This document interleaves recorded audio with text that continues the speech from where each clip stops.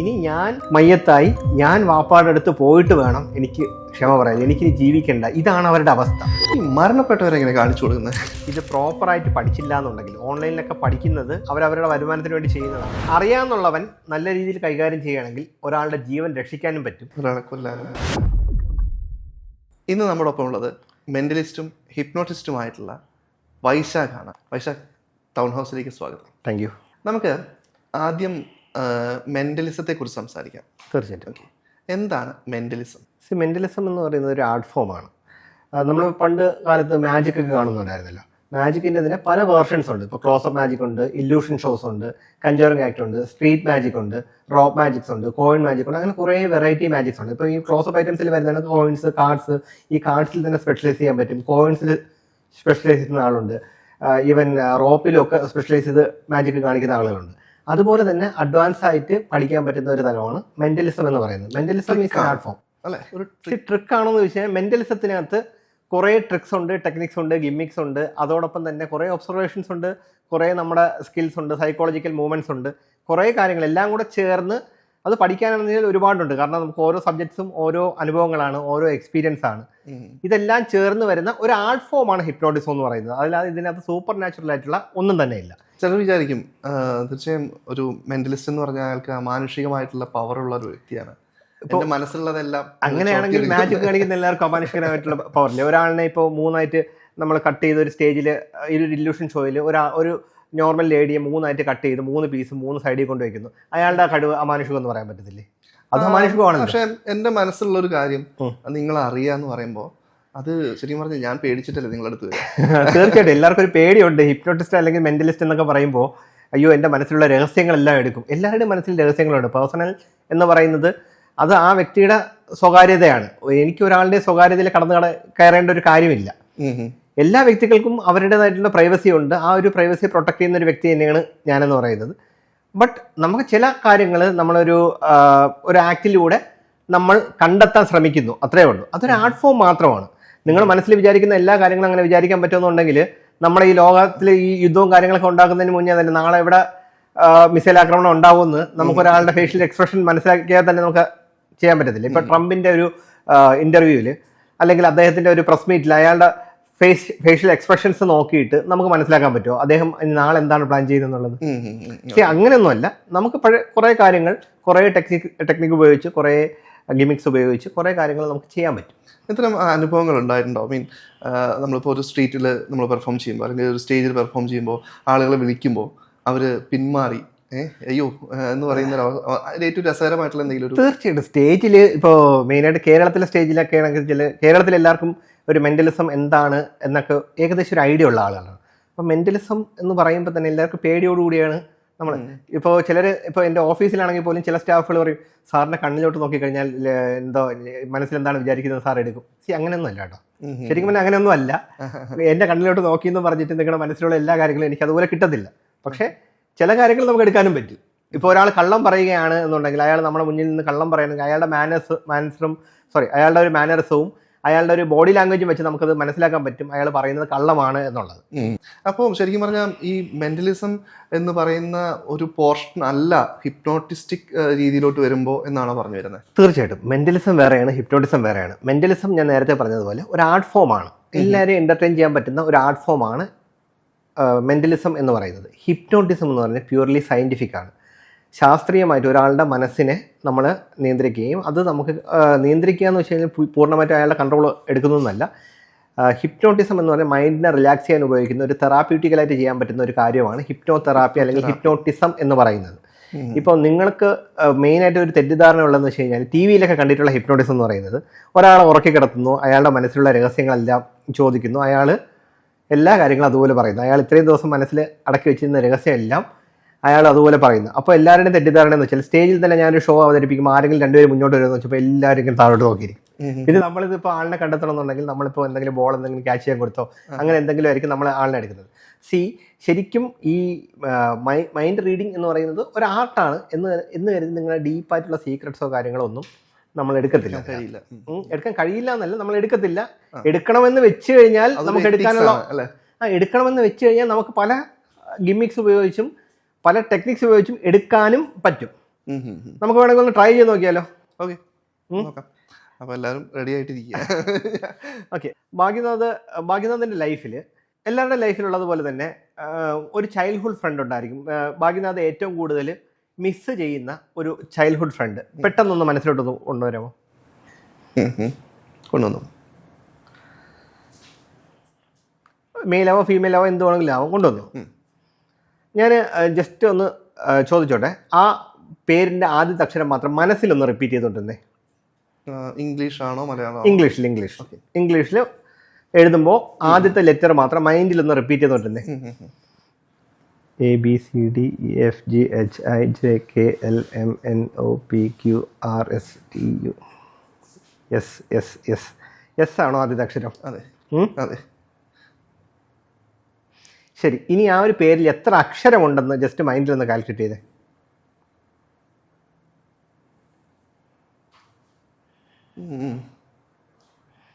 ഇത്രയും സമയം എടുത്തുമ്പോൾ എനിക്ക് തോന്നുന്നു കുറച്ച് വലിയ പേര് എന്ന് വെച്ച് കഴിഞ്ഞാൽ ചെറിയ പേരാണ്. എണ്ണി വന്നപ്പോൾ സമയം എടുത്തതാണ്. എനിക്ക് ഈ കണ്ണിങ്ങനെ ബ്ലിങ്ക് ചെയ്യുന്ന എനിക്ക് കാണായിരുന്നു. ഓരോ അക്ഷരം കൗണ്ട് ചെയ്യുമ്പോഴും കണ്ണിങ്ങനെ ബ്ലിങ്ക് ആവുന്നുണ്ടായിരുന്നു. എനിക്കൊന്ന് 7-8 അക്ഷരമുള്ള ഒരു വേർഡ് ആണെന്ന് തോന്നുന്നു അല്ലേ? ആ പേരിൽ 8 അക്ഷരമാണോ ഉള്ളത്? 8 അക്ഷരമാണോ ഉള്ളത്? ഓക്കെ, സോ സെയിം, അതൊരു മെയിലാണ്. ഓക്കെ, മിസ് ചെയ്യുന്നു എന്ന് പറഞ്ഞു കഴിഞ്ഞാൽ അദ്ദേഹം ഇപ്പോൾ ദൂരെ എവിടെയെങ്കിലും ആണെന്നാണോ? ദൂരെയാണ്. കോണ്ടാക്ട് ഇല്ല ഇപ്പോൾ? കോണ്ടാക്ട് ഉണ്ട്, പക്ഷെ ഞങ്ങൾ ചെറുപ്പത്തിലുള്ള ആ ഒരു ഒരുമിച്ച് നടന്നിരുന്നതും ഒക്കെ ഇപ്പൊ ഇല്ല. ആ ഒരു കാലം മിസ് ചെയ്യുന്നുണ്ട്. സതീഷത്തുള്ള ആ ഒരു കാലം ശരിക്കും മിസ് ചെയ്യുന്നുണ്ട് അല്ലേ? സതീഷത്തുള്ള ഒരു കാലമൊക്കെ ഒരുപാട് മിസ് ചെയ്യുന്നുണ്ട്. സതീഷ് എന്നാണ് അദ്ദേഹത്തിന്റെ. ഇതൊരു മെന്റലിസമാണ്. ഇത് എനിക്കിപ്പോ പറഞ്ഞപ്പോഴാണ് ഇത് നമ്മൾ തമ്മില് മുന്നേ കുട്ടി പ്ലാൻ ചെയ്തിട്ട് ഉണ്ടാക്കുന്ന ഒരു സംഭവമാണോ എന്നുള്ളൊരു അല്ലേ? ശരിക്കും ആളുകൾക്ക് അങ്ങനെ ധാരണ ഉണ്ടാവും, പക്ഷെ ഇത് സത്യം. അതെ. ഓക്കെ, ഞാൻ വേണമെങ്കിൽ ഒരു കാർഡ്സ് വെച്ചിട്ട് ഇതോടെ കാണിക്കാവാണെങ്കിൽ, ഇപ്പം നിങ്ങൾ ടി വിയിലെ കണ്ടിട്ടുണ്ടോ ഒരുപാട്. ഇപ്പം എൻ്റെ ഉള്ള കുറച്ച് കാര്യങ്ങൾ വെച്ചിട്ട് ഞാൻ ഇവിടെ 1-2 കാര്യങ്ങൾ വേണമെങ്കിൽ കാണിച്ചു തരാം. എൻ്റെ ഒരിടക്ക് കാർഡ്സ് ഉണ്ട്. ഇത് ഞാനിപ്പം കുറച്ച് ലാസ്റ്റ് ചെയ്യാൻ വേണ്ടി വാങ്ങിച്ചിട്ട് പ്രത്യേക കാർഡ്സ് ഒന്നും അല്ല കേട്ടോ, സാധാരണ കാർഡ്സ് തന്നെയാണ്. നിങ്ങൾ കൊണ്ടുവരുന്ന കാർഡ്സ് ആണെങ്കിലും എനിക്കിത് ചെയ്യാൻ പറ്റും. ഓക്കെ, സോ ഞാൻ ഈ കാർഡ്സിനെ ജസ്റ്റ് ഒന്ന് ഷഫിൾ ചെയ്യാം. എല്ലാം ഡിഫറെൻ്റ് ആയിട്ടുള്ള കാർഡ്സാണ്. ആദ്യം നോക്കിക്കോ, ഡിഫറെൻ്റ് ആയിട്ടുള്ള കാർഡ്സാണ്. ഓക്കെ, സോ ഞാൻ കാർഡ്സ് ജസ്റ്റ് ഒന്ന് ഷഫിൾ ചെയ്യുകയാണ്.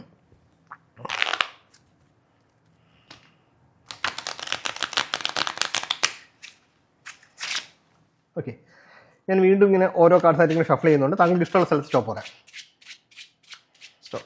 ഓക്കെ, സോ ഞാൻ ഈ കാർഡ്സ് റിഫിൾ ചെയ്യുമ്പോൾ താങ്കൾക്ക് ഇഷ്ടമുള്ളൊരു കാർഡ് ഇഷ്ടമുള്ള സ്ഥലത്ത് സ്റ്റോപ്പ് പറയാം. അവിടെ ഉള്ള കാർഡ് താങ്കൾക്ക് എടുക്കാം. ഓക്കെ, ഞാൻ റിഫിൾ ചെയ്യാണ്. സ്റ്റോപ്പ് മതിയല്ലോ. ജസ്റ്റ് ആ കാർഡ് എടുത്തോളൂ. ജസ്റ്റ് ക്യാമറ വേണമെങ്കിൽ ഒന്ന് കാണിച്ചോളൂ. ഏത് ക്യാമറയ്ക്കാണ്? ഓക്കെ,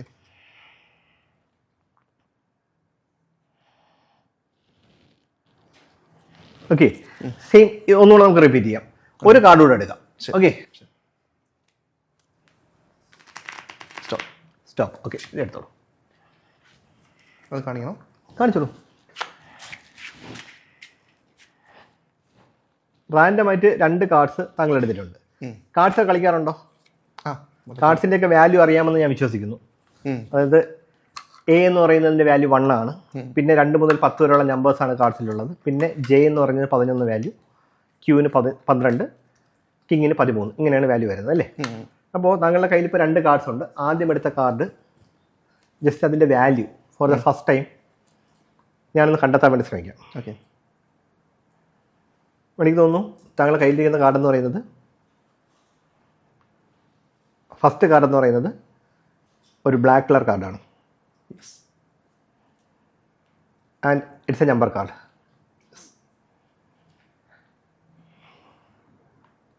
ഓഡ് നമ്പറാണ്. ഓഡ് നമ്പറാണ്. ഇപ്പോൾ ബ്ലാക്ക് കളർ കാർഡ് എന്ന് പറയുമ്പോൾ ഒന്ന് സ്പേഡ് ആയിരിക്കും, അതല്ലെങ്കിൽ ക്ലബ്സ് ആയിരിക്കും. താങ്കളുടെ കയ്യിലിരിക്കുന്ന കാർഡ് ഞാൻ പെട്ടെന്ന് പറഞ്ഞു പോവുകയാണ്. 3 ഓഫ് സ്പേഡ് ആണോ ആദ്യത്തെ കാർഡ്? 3 ഓഫ് സ്പേഡ് ആണ്. ഓക്കെ, ഇനി സെക്കൻഡ് കാർഡ് നമുക്കൊന്ന് കണ്ടെത്താൻ ശ്രമിക്കാം.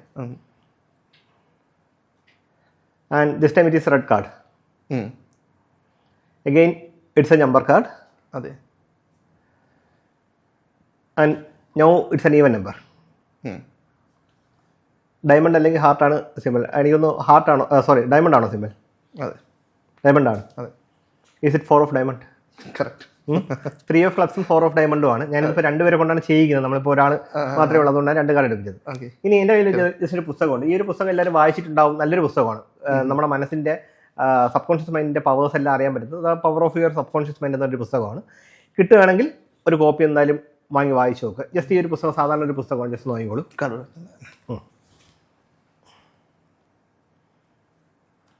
ഒരു നോർമൽ പുസ്തകമാണ് അല്ലേ? ഇപ്പം എന്താ ചെയ്യേണ്ടതെന്ന് വെച്ച് കഴിഞ്ഞാൽ നമുക്ക് 2 കാർഡ്സ് എടുത്തിട്ടുണ്ട്. ഈ 2 കാർഡ്സിൽ ആദ്യത്തെ വാല്യൂ 3, സെക്കൻഡ് കാർഡിൻ്റെ വാല്യൂ 4 ആണ്. സോ നമുക്കതിനകത്ത് പേജ് നമ്പർ ഒരു 34 എന്നുള്ളൊരു പേജിലോട്ട് പോവാം. പേജ് നമ്പർ എത്ര പേജ് ഉണ്ട് അതിൽ? ടോട്ടൽ 256 ഉണ്ട്. ഓക്കെ, അതിനകത്ത് 34 എന്നുള്ള പേജിലോട്ട് പോവാം. ഇപ്പോൾ 13 വന്നിട്ട് കിങ്ങൊക്കെ എടുത്തിട്ടുണ്ടായിരുന്നെങ്കിൽ 13 എന്നുള്ളൊരു പേജിലൊക്കെ പോകാമായിരുന്നു. 34 പേജ് നമ്പർ 34. ഓക്കെ ഓക്കെ, ആ ഒരു ബുക്കിൻ്റെ 34th പേജിൽ ഫസ്റ്റ് വേർഡ് മാത്രം ജസ്റ്റ് മനസ്സിൽ നിന്ന് കൊണ്ടുവരിക.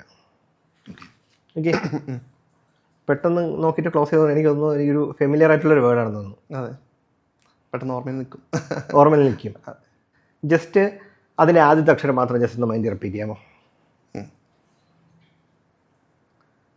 മൈൻഡിൽ ഇങ്ങനെ പറഞ്ഞുകൊണ്ടിരുന്നേ ആ അക്ഷരം ABCDFGHIKLMNOPQRSTU ഫസ്റ്റ് ലെറ്റർ പി ആണോ? ഓക്കെ, ആ ഒരു വേർഡിൽ എത്ര അക്ഷരം ഉണ്ടെന്ന് ജസ്റ്റ് ഒന്ന് മനസ്സിൽ കൊണ്ടുവരാമോ?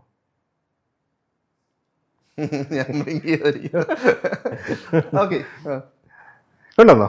കൊണ്ടുവന്നു. കുറച്ച് വലിയ വേർഡാണോ? ഒരു മോർ ദാൻ 8 ലെറ്റേഴ്സ് ഉണ്ടോ? ഓക്കെ, 9 ലെറ്റേഴ്സ് ഉള്ള വേർഡാണോ അത്? അതെ, 9 ലെറ്റേഴ്സ് ഉണ്ട്. ഓക്കെ, ആ വേർഡിൽ എവിടെയെങ്കിലും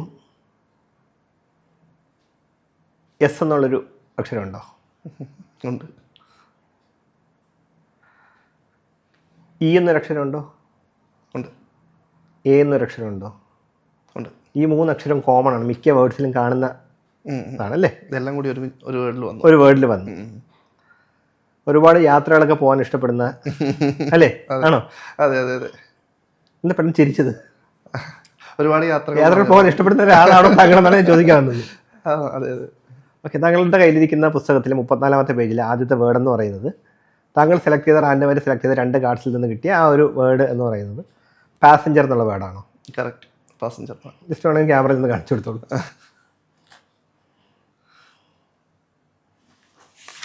എല്ലാ വേർഡും ഫസ്റ്റ് ലൈൻ അതൊന്നും അല്ല, നോക്കിക്കോണെങ്കിൽ 34 പേജ് നമ്പർ ജസ്റ്റ് ഒന്ന് 34 കാർഡ് നമ്പർ 34 34.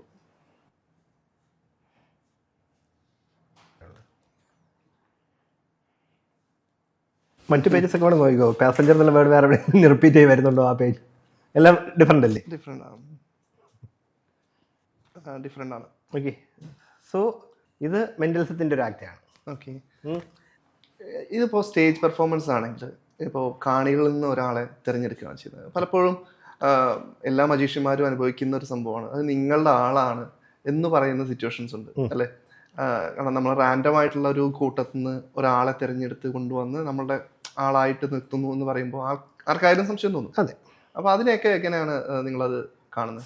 ഒരു പ്രൊഫഷണൽ സ്റ്റേജ് ആർട്ടിസ്റ്റ് എന്നുള്ള രീതിയിൽ അങ്ങനെ പല ചലഞ്ചസ് നമുക്കുണ്ട്. എസ്പെഷ്യലി മാജിക് മെന്റലിസം ഒക്കെ ചെയ്യുമ്പോഴത്തേക്കും ചലഞ്ച് ചെയ്യുന്ന ഓഡിയൻസ് ആയിരിക്കും മെയിൻ ആയിട്ടുള്ളത്. ഉദാഹരണം പറയുകയാണെങ്കിൽ മറ്റ് കലാരൂപം പോലെയല്ല മാജിക് മെന്റലിസം എന്നൊക്കെ പറയുന്നത്. മാജിക് എന്ന് പറയുന്നത് ഒരുപാട് വെല്ലുവിളികൾ നേരിട്ട് നമ്മൾ ചെയ്യേണ്ട ഒരു കലാരൂപമാണ്. പക്ഷേ എനിക്കത് ഇൻട്രസ്റ്റ് ആണ്. ആ ഒരു ചലഞ്ച് ഏറ്റെടുക്കാൻ തയ്യാറായതുകൊണ്ടാണ് ഈ ഒരു മേഖലയിൽ ഞാൻ നിൽക്കുന്നത്. അതായത് ഞാൻ എക്സാമ്പിൾ പറയുകയാണെങ്കിൽ ഒരു പാട്ട് നമ്മൾ ടി വിയിലാണെങ്കിലും ഒരു ഗാനമേളയിൽ ഒരാൾ പാടുമ്പോൾ നമ്മളത് എൻജോയ് ചെയ്യുകയും ചെയ്യും. അയാൾ ആ പാട്ട് കൃത്യമായിട്ട് ആ ശ്രുതിയും താളവും എല്ലാം മാച്ചായിട്ട് പാടി തീർക്കണമെന്ന് നമ്മൾ മനസ്സുകൊണ്ട് ആഗ്രഹിച്ചുകൊണ്ടേയിരിക്കും. അതുപോലെ തന്നെ ഒരാൾ ഡാൻസ് കളിക്കുകയാണെങ്കിലും ആ ഡാൻസിൻ്റെ സ്റ്റെപ്പൊന്നും തെറ്റാതെ ആ ഡാൻസ് അയാൾ പൂർത്തീകരിക്കണമെന്ന് മനസ്സിലൊരു ആഗ്രഹത്തോടു കൂടിയായിരിക്കും നമ്മൾ ആ ഒരു ഷോ എൻജോയ് ചെയ്യുന്നത്. അതേ സമയത്ത് ഒരു മാജിക് അല്ലെങ്കിൽ ഒരു മെന്റലിസം ഇങ്ങനെയൊക്കെയുള്ള ഷോ ഒരു ചെയ്യുമ്പോൾ ഓഡിയൻസിന്റെ എല്ലാവരുടെ മനസ്സെന്ന് പറഞ്ഞാൽ തെറ്റണേ, ദൈവമേ ഇവനൊന്ന് തെറ്റിക്കാണേ ഇവനൊന്ന് തെറ്റിക്കണേ എന്നുള്ള രീതിയിലുള്ള ഒരു ചിന്തയോടുകൂടി ആയിരിക്കും ഓഡിയൻസ് ഇരിക്കുന്നത്. അതിപ്പോ ഞാനിപ്പോ ഇവിടെ ചെയ്യുമ്പോൾ പോലും നിങ്ങളുടെ മനസ്സിൽ നിങ്ങൾ അതല്ല വിചാരിച്ചത്, ഒന്ന് തെറ്റിയിരുന്നെങ്കിൽ എന്നുള്ളത്. അപ്പൊ അത് നമുക്ക് നോർമലി ടാക്കിൾ ചെയ്യാൻ പറ്റും. പിന്നെ നേരത്തെ പറഞ്ഞല്ലോ ഓഡിയൻസിനെ സെലക്ട് ചെയ്യുന്നത്, റാൻഡമായിട്ട് ഒരാളെ വിളിക്കും, വന്നില്ല എന്നുണ്ടെങ്കിൽ നമ്മളിപ്പോൾ ചെയ്യുന്നതെന്ന് വെച്ച് കഴിഞ്ഞാൽ എന്തെങ്കിലും ഒരു സോഫ്റ്റ് ബോളോ എന്തെങ്കിലും എടുത്ത് ഓഡിയൻസിന്റെ ഇടയിലോട്ട് എറിയും. അതെവിടെയാണോ വീഴുന്നത് അയാൾക്ക് വേണമെങ്കിൽ വീണ്ടും അതെടുത്ത് പാസ് ചെയ്ത് വേറെ എങ്ങോട്ടെങ്കിലും എറിയാം. ഫൈനലി ഇരിക്കുന്ന ഒരു 4-മോ 3-മോ ഇരിക്കുന്ന ഒരു ആളുടെ കയ്യിൽ ആ ബോൾ എത്തുന്ന ആള് സ്റ്റേജിലേക്ക് വരാൻ പറയും. എപ്പോഴെങ്കിലും ഒരു മജീഷ്യനെ ചലഞ്ച് ചെയ്യേണ്ട അവസ്ഥ, മീൻ ഒരു മെന്റലിസ്റ്റിനെ അല്ലെങ്കിൽ അങ്ങനെ എന്തെങ്കിലും ഒരു ചലഞ്ച് ഉണ്ടായിട്ടുണ്ടോ? ഈ ചലഞ്ച് ഉണ്ടായിട്ടുണ്ടെന്ന് വെച്ച് കഴിഞ്ഞാൽ അത് തീർച്ചയായിട്ടും ഉണ്ട്. ഞാൻ പറയുകയാണെങ്കിൽ പേരെടുത്തോണെങ്കിലും പറയാം, അതിൽ എനിക്ക് വേറെ പ്രശ്നമില്ല. ഞങ്ങളിപ്പോ നല്ല ഫ്രണ്ട്സ് ആണ്. ഇപ്പോ മജീഷ്യൻ ശ്രീറാം അരുൺ എന്ന് പറയുന്നത് അദ്ദേഹം ഇപ്പൊ US ഷിപ്പില് ഒരു മാജിക് പെർഫോമറാണ്. മാജിക് അക്കാഡമിയിൽ പഠിച്ച ഒരു വ്യക്തി തന്നെയാണ്. അതുപോലെ തന്നെ ബിഗ് ബോസിലെ താരം അശ്വിൻ വിജയ്. ഞങ്ങൾ ഹിപ്നോട്ടിസം ഒക്കെ ചെയ്യുമ്പോഴത്തേക്കും പലരും പറയുന്നത് വെച്ചാൽ ഇതൊക്കെ ഉടായിപ്പാണ്, ഇതൊക്കെ ആളുകളെ നേരത്തെ കൂട്ടി പറഞ്ഞു നിർത്തി സ്ക്രിപ്റ്റ് കൊടുത്തിട്ട് അവരിതുപോലെ അഭിനയിക്കുന്നതാണ്. ഇപ്പൊ ഞാൻ ഈവൻ എൻ്റെ അടുത്ത് ചലഞ്ച് ചെയ്തുകൊണ്ട് വന്ന 2 വ്യക്തികളാണ് ശ്രീറാമും അശ്വിൻ വിജയ്, ഇവർ രണ്ടുപേരും. പക്ഷേ ഒരു സം പോയിന്റ് ഓഫ് ടൈം നമ്മൾ ആ ചലഞ്ച് ആദ്യം ഓൺലൈനിലായിരുന്നു ആ ചലഞ്ച്, പിന്നെ നമ്മൾ നേരിട്ട് കണ്ടു, നേരിട്ട് അവരെന്നെ ചലഞ്ച് ചെയ്തു. പിന്നെ ഒരു സമയത്ത് അവർക്കത് എക്സ്പീരിയൻസ് ചെയ്യാനുള്ള ഒരു അവസരം കിട്ടി ഞങ്ങളിലൂടെ തന്നെ. എക്സ്പീരിയൻസ് ചെയ്തപ്പോൾ അവർ കൺവിൻസ്ഡ് ആണ്, ഹിപ്നോട്ടിസം അവർ കൺവിൻസ്ഡ് ആണ്. അവർ പറയുന്നത് വെച്ച് കഴിഞ്ഞാൽ ഇത്രയും റിലാക്സിങ് ആയിട്ടുള്ള ഒരു അവസ്ഥ ഒരുപാട് ലൈഫിൽ സ്ട്രെസ്സും കാര്യങ്ങളൊക്കെ എല്ലാവരുടെയും ലൈഫിലുണ്ട്. അപ്പോൾ അതിൽ നിന്നൊക്കെ പുറത്ത് വന്ന് ഒരുപാട് റിലാക്സ് ചെയ്യുന്ന ഒരു അവസ്ഥയാണ് ഹിപ്നോസിസ് എന്ന് പറയുന്നത്. അതായത് ഹിപ്നോസിസ് എന്ന് പറയുന്നത് ശരിക്കും ഒരു റിലാക്സിങ് സ്റ്റേജ് ആണ്. നമ്മുടെ കോൺഷ്യസ് മൈൻഡിനെ ഉറക്കി കിടത്തുകയല്ല ചെയ്യുന്നത്, നമ്മളവിടെ റിലാക്സ് ചെയ്യിക്കുകയാണ് ചെയ്യുന്നത്. Conscious മൈൻഡിനെ relax ചെയ്യിച്ചിട്ട് sub conscious മൈൻഡിനെ dominancy കൊണ്ടുവന്ന് അവിടെ സജഷൻസ് കൊടുക്കുന്നു. ഈ സബ് കോൺഷ്യസ് മൈൻഡിന് പുറമേ നിന്നുള്ള സജഷൻസ് എടുത്തു കഴിഞ്ഞാൽ അതിന് ലോജിക്കലായിട്ട് തിങ്ക് ചെയ്യാനുള്ള ഒരു എബിലിറ്റി ഇല്ല. ലോജിക്കൽ തിങ്കിങ്, ഡിസിഷൻ മേക്കിങ്, ഇങ്ങനെയുള്ള ആക്ടിവിറ്റീസ് എല്ലാം ചെയ്യുന്നത് കോൺഷ്യസ് മൈൻഡാണ്. സബ് കോൺഷ്യസ് മൈൻഡ് ഇപ്പോൾ ഡാറ്റ നമ്മുടെ മെമ്മറീസിൽ സേവ് ചെയ്യുന്നു, സ്റ്റോർ ചെയ്യുന്ന മെമ്മറീസ് സ്റ്റോർ ചെയ്യുന്നു. അതിന് എങ്ങനെ പ്രവർത്തിക്കണം, ഇതിൽ ശരി ഏതാണ് തെറ്റേതാണെന്ന് തിരിച്ചറിയാനുള്ളൊരു വിവേചന ബുദ്ധി എന്ന് പറയുന്നത് നമ്മുടെ കോൺഷ്യസ് മൈൻഡിനേ ഉള്ളൂ, സബ് കോൺഷ്യസ് മൈൻഡിനില്ല. അതുകൊണ്ട് തന്നെ പുറമേ നിന്ന് ഒരാൾക്ക് എന്ത് സജഷനാണോ അദ്ദേഹം കൊടുക്കുന്നത്, ഹിപ്നോട്ടിസ്റ്റ് കൊടുക്കുന്ന സജഷൻ അനുസരിച്ച് പ്രവർത്തിക്കാനായിട്ട് സബ് കോൺഷ്യസ് മൈൻഡിന് പറ്റും. ഞാനിപ്പോൾ ഒരു പച്ചമുളക് തന്നിട്ട് ഈ പച്ചമുളകിന് നല്ല മധുരമാണെന്ന് പറയുന്നത് താങ്കൾക്ക് തരികയാണെങ്കിൽ താങ്കളുടെ സബ് കോൺഷ്യസ് മൈൻഡിൽ ആ മധുരം എന്നുള്ളത് മാത്രമേ കിട്ടത്തുള്ളൂ. ആ ഒരു മധുരമായിരിക്കും താങ്കൾക്ക് ഫീൽ ചെയ്യുന്നത്. ഞാൻ വൈശാഖിന്റെ വീഡിയോസ് ഒക്കെ കാണുന്ന സമയത്ത്, റെഫറൻസിന് വേണ്ടി കാണുന്ന സമയത്ത് വൈശാഖ് പലരുടെയും പേര് മായ്ച്ചു കളയുന്നു, അവര് പേര് മറന്നു പോകുന്നു, അല്ലെങ്കിൽ അവർക്ക് ഇഷ്ടപ്പെട്ട ഒരാളെ കാണുന്നു, അവർക്ക് കാണാൻ ആഗ്രഹിക്കുന്ന ഒരാളെ കാണിച്ചു കൊടുക്കുന്നു. ഇതൊക്കെ ശരിക്കും പറഞ്ഞിട്ടുണ്ടെങ്കിൽ എന്താണ് ഇതിന്റെ ഒരു ബാക്ക്ഗ്രൗണ്ട് എന്ന് പറയുന്നത്? ഹിപ്നോട്ടിസത്തിന് പല സ്റ്റേജസ് ഉണ്ട്. ഒരാളെ മറക്കുക എന്ന് പറഞ്ഞാൽ ഹിപ്നോട്ടിക് അംനേഷ്യ എന്ന് പറയുന്ന സ്റ്റേജിലാണ് ഒരാളിനെ മറക്കുന്നു, അല്ലെങ്കിൽ ഒരാൾ പേര് മറന്നു പോകുന്നു, എന്തെങ്കിലും മെമ്മറി മനസ്സിൽ നിന്ന് എടുത്ത് മായ്ച്ചു കളയുന്നതിനെയാണ്. അല്ലെങ്കിൽ ഒരു നമ്പറായിരിക്കും ഞാൻ മാറ്റുന്നത്. നമുക്ക് ഒരു നമ്പരോ ഒരാളുടെ പേരോ അതല്ലെങ്കിൽ വേറെ ഒരാളുടെ കല്യാണം കഴിച്ചൊരു മെമ്മറി ഞാനിപ്പോൾ മറപ്പിച്ചൊരു വീഡിയോ ഉണ്ട്. അത് ഒരുപാട് ഹിറ്റായ ഒരു വീഡിയോ. ഭാര്യയെ മറന്നു പോകുന്നു, സ്വന്തം ഭാര്യ മുന്നിൽ നിൽക്കുമ്പോൾ അദ്ദേഹത്തിന് റെക്കഗ്നൈസ് ചെയ്യാൻ പറ്റുന്നില്ല. അദ്ദേഹം പറയുന്നു ഞാൻ കല്യാണം കഴിച്ചിട്ടില്ല. ഞാൻ കൊടുത്തിരിക്കുന്ന സജഷൻ എങ്ങനെയാണ്, താങ്കൾ കല്യാണം കഴിച്ചിട്ടില്ല, താങ്കൾ ഇപ്പോഴും ബാച്ചിലറാണ്, ഇവിടെ താങ്കളുടെ ഭാര്യയാണ് എന്ന് പറഞ്ഞിട്ട് ഒരാളൊന്ന് പ്രശ്നം ഉണ്ടാക്കുന്നു എന്ന് പറഞ്ഞു. പിന്നെ ഈ ലേഡി അദ്ദേഹത്തിന്റെ വൈഫാണ്, പുള്ളിക്കാരി അടുത്തോട്ട് വരുമ്പോൾ അദ്ദേഹം പേടിക്കുകയാണ്, മാറിപ്പോ എന്തോ പ്രശ്നം ഉണ്ടാകുന്നു എന്നുള്ള രീതിയിലാണ് പുള്ളിക്കാരന്റെ സബ് കോൺഷ്യസ് മൈൻഡിൽ കിടക്കുന്നത്. പുള്ളിക്കാരന് തിരിച്ചറിയാനേ പറ്റുന്നില്ല. അവർ ഞങ്ങളിപ്പോൾ നല്ല ഫ്രണ്ട്സാണ്. ഇപ്പൊ ഇതൊക്കെ സ്ട്രേഞ്ചേഴ്സ് ആയിട്ട് ഒന്ന് പരിചയപ്പെടുന്നത്, പലയിടത്തും നമ്മൾ പെർഫോം ചെയ്യാൻ പോകുമ്പോൾ സ്ട്രേഞ്ചേഴ്സ് ആയിട്ട് മീറ്റ് ചെയ്യുന്ന പലരും ഇപ്പൊ നല്ല ഫ്രണ്ട്സാണ്. അപ്പോൾ ഇത് ഓരോ സ്റ്റേജാണ്. ഈ മറന്നു പോകുന്ന ഹിപ്നോട്ടിക് അംനേഷ്യ എന്ന സ്റ്റേജാണ്. ഇപ്പോ ഒരാളെ കാണുന്നു എന്ന് പറയുന്നത്, ഒരു സെലിബ്രിറ്റിയെ കാണുന്നു അല്ലെങ്കിൽ അവർക്ക് വേണ്ടപ്പെട്ട ഒരാളെ കാണുന്നു എന്നൊക്കെ പറയുന്നത് ഹാലൂസിനേഷൻ എന്ന സ്റ്റേജാണ്. ഹിപ്നോട്ടിക് ഹാലൂസിനേഷൻ എന്ന് പറയുന്ന സ്റ്റേജാണ്. ഇപ്പോൾ ഒരാൾക്ക് മറ്റൊരാളിനോട് ഒരു ഇഷ്ടം ഉണ്ടാക്കുന്നു അല്ലെങ്കിൽ ഒരു ദേഷ്യം ഉണ്ടാക്കുന്നു, അങ്ങനെയൊക്കെ ഒരു കാര്യമുണ്ട്. അതെന്ന് പറഞ്ഞാൽ ഒരു എന്താ പറയുക, ഒരു പെർസെപ്ഷൻ എന്ന് പറഞ്ഞൊരു സ്റ്റേജിലോട്ടാണ് നമ്മളിത് ചെയ്യുന്നത്. പിന്നെ ഹിപ്നോട്ടിക് അനസ്തേഷ്യ ഉണ്ട്. ഹിപ്നോട്ടിക് അനസ്തേഷ്യ എന്ന് പറഞ്ഞാൽ ശരീരം കംപ്ലീറ്റ് വേദനയില്ലാത്ത ഒരു അവസ്ഥയിലോട്ട് കൊണ്ടുപോകും. എന്നിട്ട് നമ്മൾ കയ്യിൽ വേണമെങ്കിൽ ലൈറ്റർ കത്തിച്ച് പൊള്ളിക്കാം. അയാളെ വേദന അറിയത്തില്ല, ഈവൻ കോൺഷ്യസ് ആയാൽ പോലും ആ ഒരു ഭാഗത്തുള്ള ഒരു വേദന അയാൾക്ക് അറിയാത്ത രീതിയിലുള്ള സജഷൻസ് ആയിരിക്കും നമ്മൾ കൊടുക്കുന്നത്. ചിലപ്പോൾ കയ്യിൽ പിന്നൂത്തി ഇറക്കുന്ന ഒരു ഇതായിരിക്കാം. ഇതൊക്കെ ഓരോന്നും എല്ലാവരിലും ചെയ്യത്തില്ല. അവരുടെ ഫിസിക്കൽ ആൻഡ് മെന്റൽ കണ്ടീഷൻസ്, പിന്നെ അവരുടെ സിറ്റുവേഷൻസ്, എല്ലാ കാര്യങ്ങളും നോക്കിയിട്ടേ ചെയ്യത്തുള്ളൂ.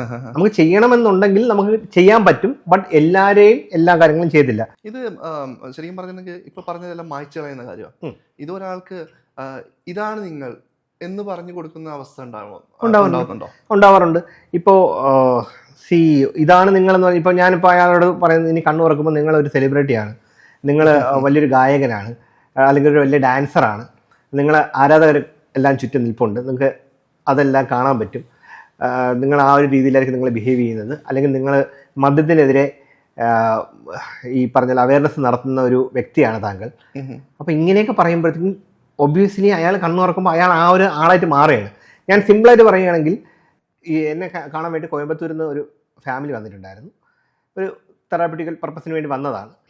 ഹസ്ബൻഡിനെ ഞാൻ ഹിപ്നോട്ടിസം ചെയ്തു. അയാളുടെ ആവശ്യം കഴിഞ്ഞതിന് ശേഷം ഒരു ഫൺ എലമെൻ്റ് എന്നുള്ള രീതിയിൽ ഈ വൈഫിനെ ഹിപ്നോട്ടൈസ് ചെയ്തു. ഹിപ്നോട്ടൈസ് ചെയ്തിട്ട് ഞാൻ പറഞ്ഞ സജഷൻ, എൻ്റെ ഇൻസ്റ്റാഗ്രാം വീഡിയോയിൽ നോക്കിക്കഴിഞ്ഞാൽ അറിയാൻ പറ്റും. കണ്ണ് തുറക്കുമ്പോൾ താങ്കളെന്ന് പറയുന്നത് മണിച്ചിത്രത്താഴ് സിനിമയിലെ നാഗവല്ലിയാണ്. താങ്കളുടെ മുന്നിൽ നിൽക്കുന്നത്, അത് ഹസ്ബൻഡിനെ കാണിച്ചിട്ട് പറയാം, താങ്കളുടെ മുന്നിൽ നിൽക്കുന്ന വ്യക്തി എന്ന് പറയുന്നത് താങ്കൾ കൊല്ലാൻ വേണ്ടി വന്ന ശങ്കരൻ തമ്പിയാണ്. ഈ ഒരു മണിച്ചിത്രത്താഴിൻ്റെ കഥ ഞാൻ റീമേക്ക് ചെയ്ത് ഹിപ്നോട്ടിസത്തിൽ കൊണ്ടുവന്ന് പുള്ളിക്കാരി കണ്ണു തുറന്നപ്പോഴത്തേക്കും അയാളെ സ്വന്തം ഹസ്ബൻഡിനെ കൊല്ലണമെന്നുള്ള അവസ്ഥയിലെത്തി. സ്വന്തം ഹസ്ബൻഡിനെ കൊല്ലണമെന്നുള്ളൊരു അവസ്ഥയിലെത്തി. എന്നുവെച്ചാൽ അത്രയും നമുക്ക് ഇൻഫ്ലുവൻസ് ചെയ്യാൻ പറ്റും ഒരാളുടെ മൈൻഡിനെ. അതുപോലെ തന്നെ ഈ റിലേഷൻഷിപ്പ് ബ്രേക്കപ്പ് ആയിട്ടൊക്കെ വരുന്ന ആളുകളുണ്ട്, സൂയിസൈഡൽ ടെൻഡൻസി ഉള്ള ആളുകളുണ്ട്. ചിലരുടെ ഒക്കെ മനസ്സിൽ നിന്ന് ആ പേര് തന്നെ നമുക്കെടുത്ത് മാറ്റാൻ പറ്റും. ദാറ്റ് മീൻസ് അത് എല്ലാവർക്കും നമ്മൾ ചെയ്തു കൊടുക്കത്തില്ല. കുറേ എൻക്വയറീസ് വരാറുണ്ട്, പക്ഷെ എല്ലാവർക്കും അത് ചെയ്തു കൊടുക്കാറില്ല. അവരുടെ ഹെൽത്തും അത് പിന്നീട് അവർക്കൊരു മോശപ്പെട്ടൊരു റിലേഷനിലോട്ട്, അല്ലെങ്കിൽ ഈ പറഞ്ഞ മോശപ്പെട്ടൊരു രീതിയിലോട്ട് അവരുടെ മെന്റൽ ഹെൽത്ത് പോകാൻ പാടില്ല. അത് ആ ഒരു രീതിയൊക്കെ നോക്കിയിട്ട് നമ്മൾ ചെയ്യത്തുള്ളൂ. അതിപ്പം ഒരാളുടെ പേര് മറന്നു പോവുക, അല്ലെങ്കിൽ ആ ഒരു ഇഷ്ടമില്ലാതെ ആവുക എന്ന് പറയുന്ന പോലെ തന്നെ. അപ്പൊ പക്ഷെ ചുറ്റുമുള്ള ആൾക്കാർക്ക് അറിയാൻ പറ്റില്ലേ, ഇയാളുടെ മനസ്സിൽ ഇയാളുണ്ടായിരുന്നു അറിയാൻ പറ്റും. അതുകൊണ്ട് തന്നെയാണ് ഈ മെമ്മറീസ് ഫുള്ളി ഡിലീറ്റ് ചെയ്യാനായിട്ട് ഞാൻ മാക്സിമം അത് സപ്പോർട്ട് ചെയ്യാറില്ല. അത് ചെറിയ വല്ല ഇൻസിഡൻസും ആണ്. ഇപ്പോൾ നിങ്ങളുടെ പേഴ്സണലൈസ് ആയിട്ടുള്ള എന്തെങ്കിലും ഒരു ഇൻസിഡൻറ്റ്, ഒരാൾ ഇപ്പോൾ വൈകുന്നേരം കുഞ്ഞിലെ പട്ടി എന്തെങ്കിലും ഓടിച്ചിട്ട് കടിച്ചിട്ടുണ്ട്, പിന്നെ പട്ടികളോടും പെറ്റ്സിനോടും ഭയങ്കര പേടിയായിരിക്കും. മുതിർന്നതിന് ശേഷവും ആ ഒരു പേടിയായിരിക്കും. ചിലപ്പോൾ ആ ഇൻസിഡൻറ്റ് ഞാൻ മനസ്സിൽ നിന്നെടുത്ത് മാറ്റിക്കഴിഞ്ഞാൽ ഈ പേടി അതോടുകൂടി മാറും. അത് ലൈഫിൽ പോസിറ്റീവായിട്ട് സംഭവിക്കുന്ന ഒരു കാര്യമാണ്. ഒരു ഇലക്ട്രിക് ഷോക്ക് കിട്ടിയിട്ടുള്ള ഒരു വ്യക്തിയാണെങ്കിൽ അയാൾക്ക് കറണ്ടിൽ എന്തെങ്കിലും സ്വിച്ച് ഇടാനോ അല്ലെങ്കിൽ ഒരു വയർന്ന് ഒരു ഫ്യൂസ് കെട്ടാൻ പോലും ചിലപ്പോൾ ഭയങ്കര പേടിയായിരിക്കും. കുഞ്ഞുനാളിൽ നല്ലൊരു ഇലക്ട്രിക് ഷോക്ക് കിട്ടിയിട്ടുള്ളൊരു വ്യക്തിയാണെന്നുണ്ടെങ്കിൽ, അപ്പോൾ ആ ഒരു ഇൻസിഡൻറ്റ് അയാളുടെ ലൈഫിൽ നിന്ന് മാറ്റി കൊടുക്കുകയോ അല്ലെങ്കിൽ ആ ഒരു ഹിപ്നോട്ടിസം വഴി ഒരുപാട് പോസിറ്റീവായിട്ടുള്ള കാര്യങ്ങൾ നമുക്ക് ചെയ്യാൻ പറ്റും. അതൊരു എക്സാമ്പിളാണ് ഞാൻ പറയുന്നത്. അയാളുടെ ആ ഒരു ലൈഫിലോട്ട് കൊണ്ടുവന്നിട്ട് ആ ഒരു സിറ്റുവേഷൻ അവിടെ വെച്ച് ഫേസ് ചെയ്ത്, അതല്ലെങ്കിൽ ആ ഒരു മെമ്മറി അതിൽ നിന്ന് മാറ്റി അതിനെ ഫേസ് ചെയ്യാനുള്ള ഒരു കറേജ് നമ്മൾ കൊടുക്കുകയാണെങ്കിൽ നമ്മുടെ സബ് കോൺഷ്യസ് മൈൻഡ് അത് അക്സെപ്റ്റ് ചെയ്യുകയും പിന്നെ അയാൾക്ക് ആ കറണ്ടിനോടുള്ള പേടി അല്ലെങ്കിൽ പെറ്റ്സിനോടുള്ള ഒരു പേടി മാറി കിട്ടുകയും ചെയ്യും.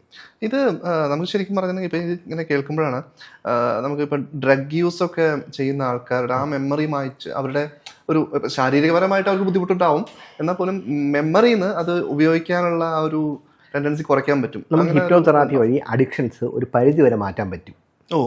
പക്ഷേ അത് നമ്മളിപ്പോൾ ന്യൂസ് പേപ്പറിലേക്ക് കാണുന്ന പോലെ മദ്യപാനി അറിയാതെ മദ്യപാനം മാറ്റി കൊടുക്കുക അങ്ങനത്തെ പരിപാടി ഒന്നും. സ്വയം വിചാരിക്കുന്നു ഞാൻ ഇതിനകത്ത് അഡിക്റ്റഡ് ആയിപ്പോയി, എനിക്കതിൽ നിന്ന് റിക്കവർ ആകണം എന്ന് ഒന്ന് സ്വയം വിചാരിക്കുകയാണെങ്കിൽ മനസ്സിൽ നിന്ന് ആ ഒരു തോന്നൽ, ഇനിയിപ്പോൾ മദ്യപിക്കണം അല്ലെങ്കിൽ ഈ പറഞ്ഞ പോലെ വേറെ ഏതെങ്കിലും രീതിയിലുള്ള ഇപ്പോൾ ലഹരി ഉപയോഗിക്കണം എന്നൊരു തോന്നൽ നമുക്ക് ഇല്ലാതാക്കാൻ പറ്റും. അല്ലെങ്കിൽ ഇനി അത് ഉപയോഗിക്കുമ്പോൾ നിങ്ങൾക്ക് വേറെ എന്തെങ്കിലും ഒരു ഫീലാണ് കിട്ടുന്നത് എന്നുള്ള രീതിയിൽ നമുക്ക് മാറ്റി കൊടുക്കാനായിട്ട് സജഷൻസ് വെച്ച് നമുക്കൊരു പരിധി വരെ നമുക്ക് പറ്റും.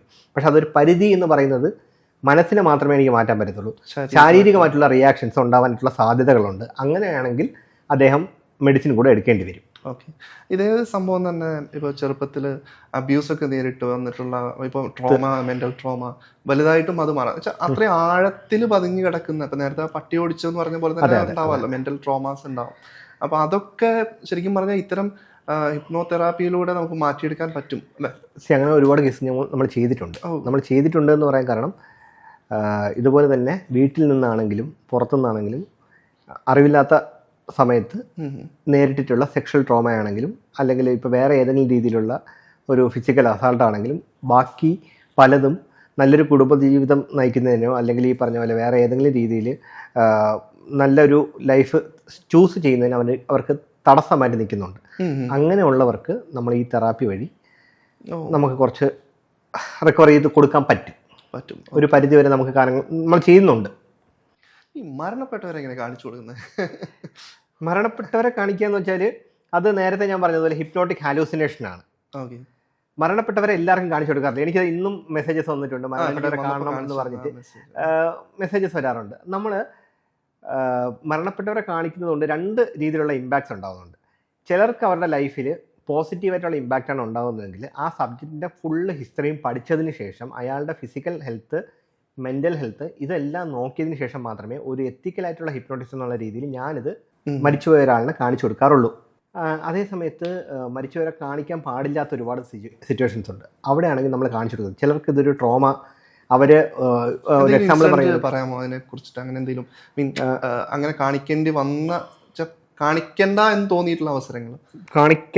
കാണിക്കണ്ടായിരുന്നു അങ്ങനെ ട്രോമ കാണിക്കണ്ടായിരുന്നു എന്ന് നമ്മൾ ജസ്റ്റ് 1-2 ഇൻസിഡൻസ് ഞാൻ പറഞ്ഞുതരാം.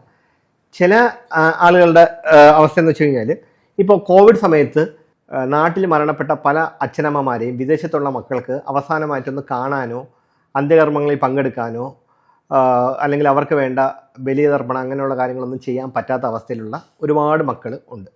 ജീവിതാവസാനം വരെയും അവരുടെ മനസ്സിൽ ഇതൊരു കുറ്റബോധമായിട്ട് നിലനിൽക്കുന്നുണ്ടായിരിക്കും. ചിലരുടെ അടുത്ത് ഇപ്പോൾ മരിച്ചുപോയ ഒരാളുടെ അടുത്ത് എന്തെങ്കിലും ഒരു തെറ്റ് ചെയ്തിട്ടുണ്ട്, അയ്യോ ഒരു ക്ഷമ പറയാൻ പറ്റിയില്ല, അതിന് മുമ്പ് അയാൾ മരണപ്പെട്ടു, അതും ജീവിതാവസാനം വരെ ഒരു കുറ്റബോധമായിട്ട് നിൽക്കുന്ന വ്യക്തികളുണ്ടായിരിക്കും. ഇപ്പം ഇങ്ങനെയൊക്കെ ഉള്ളൊരു വ്യക്തിക്ക് ഇപ്പോൾ അവരുടെ ലൈഫിൽ നെഗറ്റീവായിട്ട് എന്തെങ്കിലും ഒരു കാര്യം സംഭവിക്കുമ്പോൾ മേ ബി അവസാനമായിട്ട് ഇപ്പോൾ നമ്മൾ ശാസ്ത്രം നോക്കുന്നിടത്ത് പലരും ആശ്രയിക്കുന്ന ജ്യോതിഷന്മാരെയും അല്ലെങ്കിൽ വേറെ പല സ്പിരിച്വൽ ഹീലേഴ്സിനെയൊക്കെയാണ്. അതൊന്നും തെറ്റെന്നൊന്നും ഞാൻ പറയുന്നില്ല. ബട്ട് അങ്ങനെയൊക്കെ പോകുമ്പോൾ അവിടെ അവരാഗ്രഹിക്കുന്ന എന്താണ്, നമ്മളിപ്പോൾ ഒരു ജ്യോത്സ്യൻ്റെ അടുത്ത് പോകുന്നു അല്ലെങ്കിൽ നമ്മളിപ്പോൾ നമ്മുടെ പ്രയാസങ്ങൾ പറയാനായിട്ട് നമ്മളൊരു സ്പിരിച്വൽ ഹീലറിൻ്റെ അടുത്ത് പോകുമ്പോൾ അതിനുള്ള ഒരു സൊല്യൂഷനോ അതിനുള്ള ഒരു ഏതെങ്കിലും രീതിയിലുള്ള ഒരു റിലീഫോ ആയിരിക്കും നമ്മൾ ആഗ്രഹിച്ച് പോകുന്നത്. പക്ഷേ ചിലർക്ക് അവിടെ നിന്ന് കിട്ടുന്നതെന്ന് വെച്ചാൽ കുറേ കൂടെ നെഗറ്റീവായിട്ടുള്ള കാര്യങ്ങളായിരിക്കും കിട്ടുന്നത്. അതായത് പറയുന്നത് ഇത്രയേ ഉള്ളൂ, അതായത് നിങ്ങൾ മരിച്ചുപോയ അച്ഛൻ അല്ലെങ്കിൽ അമ്മ ആത്മാവിന് മോക്ഷം കിട്ടാതെ അലയാണ്, നിങ്ങൾ ബലിതർപ്പണങ്ങളൊന്നും ചെയ്തിട്ടില്ല, അവരുടെ ശാപം കൊണ്ടാണ് നിങ്ങൾക്ക് ഇങ്ങനെയൊക്കെ ഉണ്ടാവുന്നത്. ഇങ്ങനെയൊക്കെ പറയുമ്പോഴത്തേക്കും പിന്നെ അയാളുടെ എൻറ്റയർ ലൈഫിൽ എന്തൊക്കെ നെഗറ്റീവായിട്ട് സംഭവിക്കുന്നുണ്ടോ ഇതെല്ലാം ചിലപ്പം കുഞ്ഞുങ്ങൾക്ക് എന്തെങ്കിലും അസുഖം വരുന്നതായിരിക്കാം, അതല്ലെങ്കിൽ ഒരു ചെറിയ ആക്സിഡൻറ്റ് ഉണ്ടാകുന്നതായിരിക്കാം, അതല്ലെങ്കിൽ ജോലിയിൽ എന്തെങ്കിലും അല്ലെങ്കിൽ ബിസിനസ്സിൽ എന്തെങ്കിലും നഷ്ടം ഉണ്ടാകുന്നതായിരിക്കാം. ഇതൊക്കെ എല്ലാവരുടെ ലൈഫിൽ സംഭവിക്കുന്നതാണ്. പക്ഷേ ഇങ്ങനെ ഒരു മെൻറ്റാലിറ്റി മനസ്സിൽ കിടക്കുമ്പോൾ എല്ലാ കാര്യങ്ങളും ഇതുമായിട്ട് കണക്റ്റഡ് ആവും. പിന്നെ അയാൾ വിചാരിക്കുന്നത് വെച്ചാൽ ഓക്കെ എൻ്റെ അച്ഛൻ്റെ ശാപമാണ് അല്ലെങ്കിൽ എൻ്റെ അമ്മയുടെ ശാപമാണ്. ഇങ്ങനെ ഉണ്ടായ സിറ്റുവേഷൻസ് ഉണ്ട്. ഇത് കാരണം ഡിപ്രഷനിലോട്ട് പോയ കുറേ കേസസും ഉണ്ട്. ഈ ഡിപ്രഷൻ എന്ന് പറഞ്ഞാൽ ഒറ്റ ദിവസം കൊണ്ട് ഉണ്ടാകുന്നൊരു കാര്യമല്ല. ഇതിനകത്തൊരു റൂട്ട് കോസ് ഉണ്ടായിരിക്കും, അതിൻ്റെ പല പല സ്റ്റേജസ് ഉണ്ടായിരിക്കും. ഈ സ്റ്റേജിലൊന്നും സപ്പോർട്ട് ചെയ്യാനായിട്ട് വേറെ ആരും ഉണ്ടാവത്തില്ല. അതെല്ലാം കഴിഞ്ഞിട്ടായിരിക്കും ഒരു വ്യക്തി ഡിപ്രഷൻ സ്റ്റേജിലോട്ട് പോകുന്നത്. അപ്പോൾ ഡിപ്രഷനിലോട്ട് പോയ ഒരു ലേഡിയെ നമ്മൾ ട്രിവാൻഡ്രത്തിൻ്റെ ഒരു ലേഡിയാണ്, വിദേശത്ത് ജോലി ചെയ്യുകയായിരുന്നു, ഒരു കമ്പനിയുടെ HR മാനേജറായിട്ട്. അദ്ദേഹത്തിൻ്റെ വാപ്പായ്ക്ക് 2019 സ്ട്രോക്ക് വന്നു.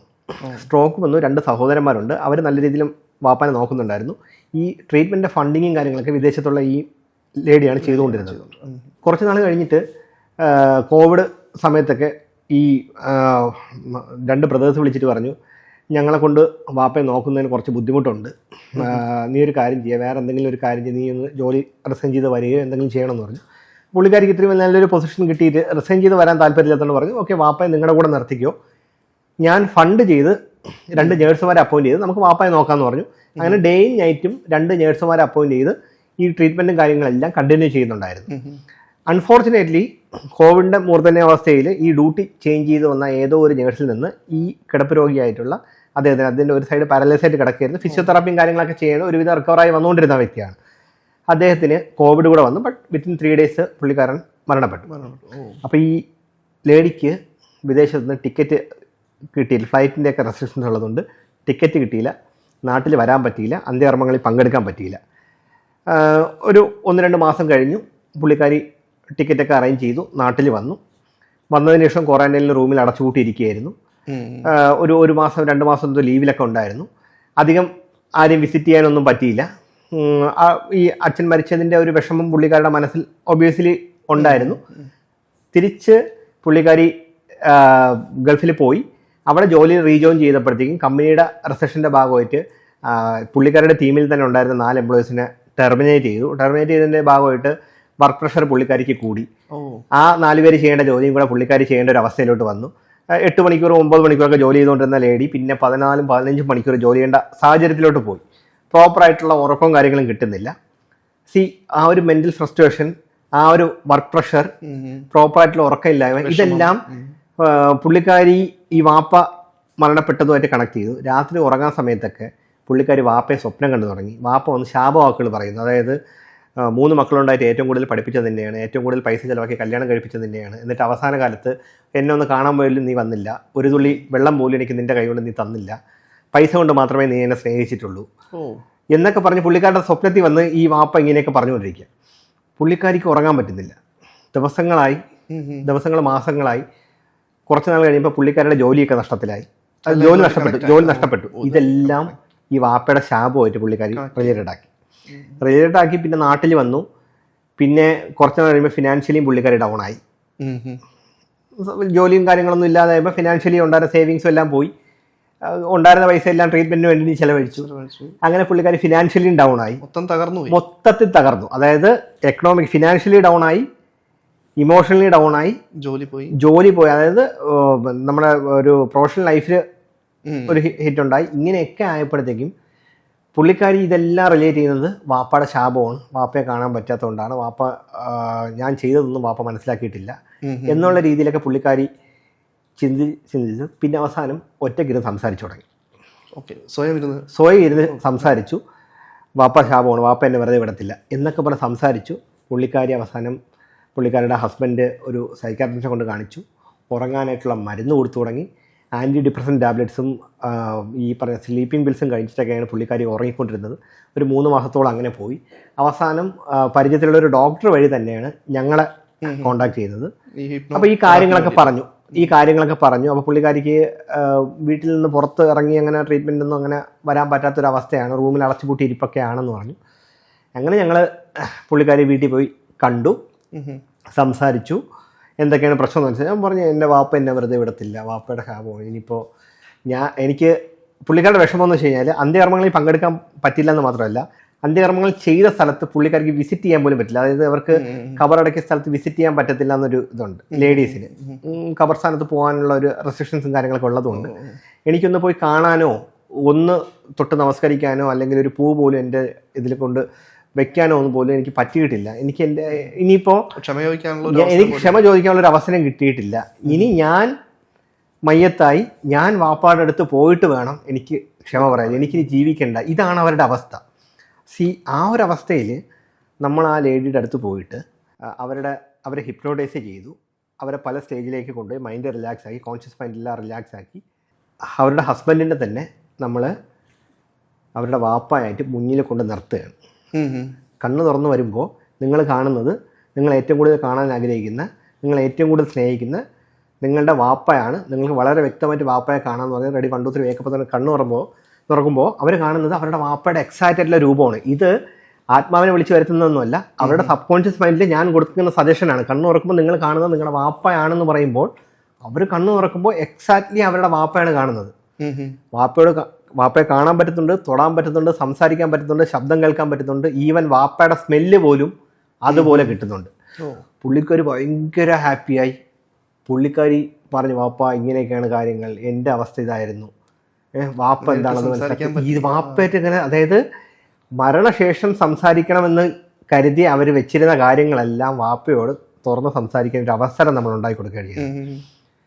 എന്താ സംഭവിച്ചതെന്ന് വെച്ച് കഴിഞ്ഞാൽ വാപ്പയായിട്ട് നിന്നത് ഹസ്ബൻഡാണ്. ഹസ്ബൻഡിനും തിരിച്ച് എന്താണ് പറയേണ്ടതെന്നുള്ള കാര്യം തിരിച്ച് ആ വാപ്പയുടെ മുഖത്ത് നിന്ന് ഈ മോള് കേൾക്കുന്നത് വെച്ചാൽ, എനിക്ക് നിൻ്റെ അടുത്ത് ദേഷ്യം ഉണ്ടായിരുന്നു, എനിക്ക് മോളെ കാണാൻ പറ്റില്ലല്ലോ, വാപ്പയ്ക്ക് ഇപ്പോൾ സന്തോഷമായി, വാപ്പയുടെ സ്നേഹവും അനുഗ്രഹവും എപ്പോഴും നിൻ്റെ കൂടെ ഉണ്ടാവും, നീ ഇങ്ങനെ പഴയതുപോലെ അടച്ചുകൂടിയൊന്നും ഇരിക്കരുത്, പുറത്തൊക്കെ ഇറങ്ങണം, എല്ലാവരുമായിട്ട് സംസാരിക്കണം, പഴയതുപോലെ ജോലിക്കൊക്കെ പോകണം, നിനക്കിപ്പോൾ വേറെ പ്രശ്നമൊന്നുമില്ല, വാപ്പ ഇനി ഒരു രീതിയിൽ നിനക്കൊരു ഉപദ്രവം ഉണ്ടാകത്തില്ല, വാപ്പ എന്നും നിൻ്റെ ഒരു സംരക്ഷണത്തിന് നല്ലതിന് വേണ്ടി മാത്രമേ വാപ്പ നിൻ്റെ കൂടെ ഉണ്ടാകത്തുള്ളൂ, വാപ്പയുടെ സ്നേഹവും അനുഗ്രഹവും എപ്പോഴും നിന്റെ കൂടെ ഉണ്ട്.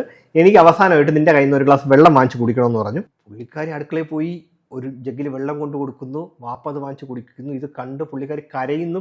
കരച്ചിലിനോടൊപ്പം ചിരിക്കുന്നു. ഇതെല്ലാം കഴിഞ്ഞിട്ട് പുള്ളിക്കാരി അബോധാവസ്ഥയിലേക്ക് പോകുന്നു. പുള്ളിക്കാരുടെ ഒരു ലൈഫ് ടൈം ഉണ്ട് റിഗ്രറ്റ് നമുക്കവിടെ മാറ്റി കൊടുക്കാൻ സാധിച്ചു. ഇതൊന്ന് നിങ്ങളൊന്നും ഇമാജിൻ ചെയ്യുക. ഈ ഒരു സിറ്റുവേഷൻ ഈ പറഞ്ഞ പോലെ അത്രയും ക്രിട്ടിക്കലായിട്ടുള്ള ആളിന് കാണിച്ചു കൊടുക്കാൻ പാടുണ്ടോ ഇല്ലേ? തീർച്ചയായും എൻ്റെ ഒരു അഭിപ്രായത്തിൽ അത് കാണിച്ചു കൊടുക്കേണ്ടതാണ്. ഇത് കാണിച്ചു കൊടുത്തത് കൊണ്ട് തന്നെ അവര് അടുത്ത 2 വീക്സിനുള്ളിൽ തന്നെ അവര് പയ്യെ റിക്കവറായി. അവർക്ക് സന്തോഷമായി. അവരപ്പം തന്നെ ഹാപ്പിയായി. പക്ഷേ ഈ 2 ആഴ്ച മെഡിസിൻസ് കഴിച്ചു. ഡോക്ടറിൻ്റെ അടുത്ത് റിവ്യൂവിന് പോയി ഡോക്ടർ പറഞ്ഞു അന്ന് കണ്ട ആളല്ലേ ഇപ്പോൾ. പുള്ളിക്കാരുടെ മനസ്സിലുണ്ടായിരുന്ന ആ പ്രശ്നം അവിടെ തീർന്നു. ഇത്തരം സാഹചര്യങ്ങൾ കടന്നു പോകുമ്പോൾ ഇപ്പൊ പലരും ഇത് ഇപ്പം ഹസ്ബൻഡിനെ കാണിച്ചു എന്ന് പറഞ്ഞു. ഹസ്ബൻഡിന് ഓൾറെഡി അറിയാം എന്താ പറയേണ്ടതെന്ന് അറിയാം അല്ലെ. അപ്പൊ ഇത്തരം സാഹചര്യം കുറെ പേര് എനിക്ക് തോന്നുന്നു കുറെ പേര് വിളിക്കുന്നുണ്ടാവില്ലേ, എനിക്ക് ഇന്ന ആളെ കാണിക്കണം, ഇന്നെ കാണാൻ. അവരുടെ വിചാരം ഇത് ആത്മാവിനെ തന്നെ കൊണ്ടുവരുവാണെന്നാണ്. അങ്ങനെ വിചാരിച്ച് വിളിക്കുന്നവരും ഉണ്ട്. അത് ഒരു എക്സാമ്പിൾ പറയുകയാണെങ്കിൽ മലപ്പുറത്ത് നിന്ന് എനിക്കൊരു കോൾ വന്നിട്ടുണ്ടായിരുന്നു. ഒരു കൊച്ചു പയ്യനാണ് വിളിച്ചത്. കൊച്ചു പയ്യനെന്ന് വെച്ചാൽ 18-20 വയസ്സ്, ആ ഒരു ഏജ് ഗ്രൂപ്പേ ഉള്ളൂ. അവൻ വിളിച്ചിട്ട് എൻ്റെ അടുത്ത് പറഞ്ഞതെന്ന് വെച്ച് കഴിഞ്ഞാൽ ചേട്ടൻ്റെ വീഡിയോ കാണാറുണ്ട്, എനിക്കൊരു സഹായം വേണം, മലപ്പുറത്ത് എന്തെങ്കിലും വരുമെന്ന് ചോദിച്ചു. ഞാൻ പറഞ്ഞു വരാറുണ്ട്, ഷോസൊക്കെ ഉള്ളപ്പോൾ വരാറുണ്ട്, അല്ലെങ്കിൽ എന്തെങ്കിലും തെറാപ്പി സെഷൻസ് ആരെങ്കിലും പറയുകയാണെങ്കിൽ നമ്മൾ നേരത്തെ കൂട്ടി ഡേറ്റ് എടുത്ത് നമ്മൾ അങ്ങോട്ട് പോകാറുണ്ട്, എന്താ പ്രശ്നം എന്ന് ചോദിച്ചു. അത് എൻ്റെ ഉമ്മായ്ക്ക് വലിയൊരു ആഗ്രഹമാണ് എൻ്റെ ഉപ്പുപ്പാനെ കാണണം, ഉപ്പുപ്പ മയ്യത്തായും ഉപ്പുപ്പാനൊന്ന് കാണണം. അപ്പം ഞാനിപ്പോൾ സ്വാഭാവികമായിട്ടും ഒരാളിങ്ങനെ വിളിച്ച് ചോദിക്കുമ്പോൾ ഞാൻ ഇങ്ങനെ ചോദിക്കാറുണ്ട് എന്താണ് കാര്യം, എന്തുകൊണ്ട്. ഒരു ക്യൂരിയോസിറ്റിയുടെ പുറത്താണെങ്കിൽ നമ്മളത് ചെയ്തു കൊടുക്കത്തില്ല. ഒരു വീഡിയോ കണ്ടു, എനിക്കൊന്ന് കാണണം, മരിച്ചവരെ കാണണമെന്ന് എല്ലാവർക്കും ആഗ്രഹമുണ്ട്. ഈ ഒരു ആഗ്രഹം വെച്ച് മാത്രം നമ്മൾ കാണണം. ചിലപ്പോൾ ചിലർക്ക് അത് നെഗറ്റീവ് ഇമ്പാക്റ്റും ഉണ്ടാവും, അത് ഞാൻ പറയാം. അത് അപ്പോൾ ഈ ഒരു പയ്യൻ വിളിച്ചതെന്ന് വെച്ച് കഴിഞ്ഞാൽ, അപ്പോൾ ഞാൻ ചോദിച്ചു എങ്ങനെയാണ് ഉപ്പുപ്പ മരണപ്പെട്ടത്, അതൊരു സ്വാഭാവിക മരണമായിരുന്നോ, അതോ അല്ലെങ്കിൽ അസ്വാഭാവികമായിട്ട് ഒരു ആത്മഹത്യയോ, അതല്ലെങ്കിൽ ഒരു ആക്സിഡൻറ്റോ, അതല്ലെങ്കിൽ ഒരു കൊലപാതകമോ, അല്ലെങ്കിൽ വേറെ ഏതെങ്കിലും രീതിയിലുള്ള അസ്വാഭാവികത ഉള്ള, അല്ല സ്വാഭാവിക മരണം തന്നെയാണ്. എത്ര വയസ്സുണ്ടായിരുന്നു അത് മരണപ്പെട്ടപ്പോൾ? 72 വയസ്സുണ്ടായിരുന്നു. കിടപ്പ് രോഗിയായിരുന്നു. 2 വർഷം കിടന്ന് എന്നിട്ടാണ് മരണപ്പെട്ടത്. ഇതെല്ലാ കാര്യങ്ങളും ചോദിച്ച് മനസ്സിലാക്കി. ഞാൻ ചോദിച്ചു ശരി ഉമ്മയ്ക്ക് എത്ര വയസ്സുണ്ട്, അപ്പോൾ ഉമ്മയ്ക്ക് എത്ര വയസ്സുണ്ടെന്ന് കുറവ് പറഞ്ഞു. അപ്പോൾ ഉമ്മ എന്തുകൊണ്ട് ഇപ്പോൾ ഉപ്പുപ്പാനെ കാണുമെന്ന് ആഗ്രഹിക്കുന്നത്? അത് ഞാൻ നിങ്ങളടുത്ത് സത്യം പറയാം. അതായത് ഞങ്ങളുടെ വീട്ടിൻ്റെ അടുത്ത് കുറച്ച് പറമ്പുണ്ട്.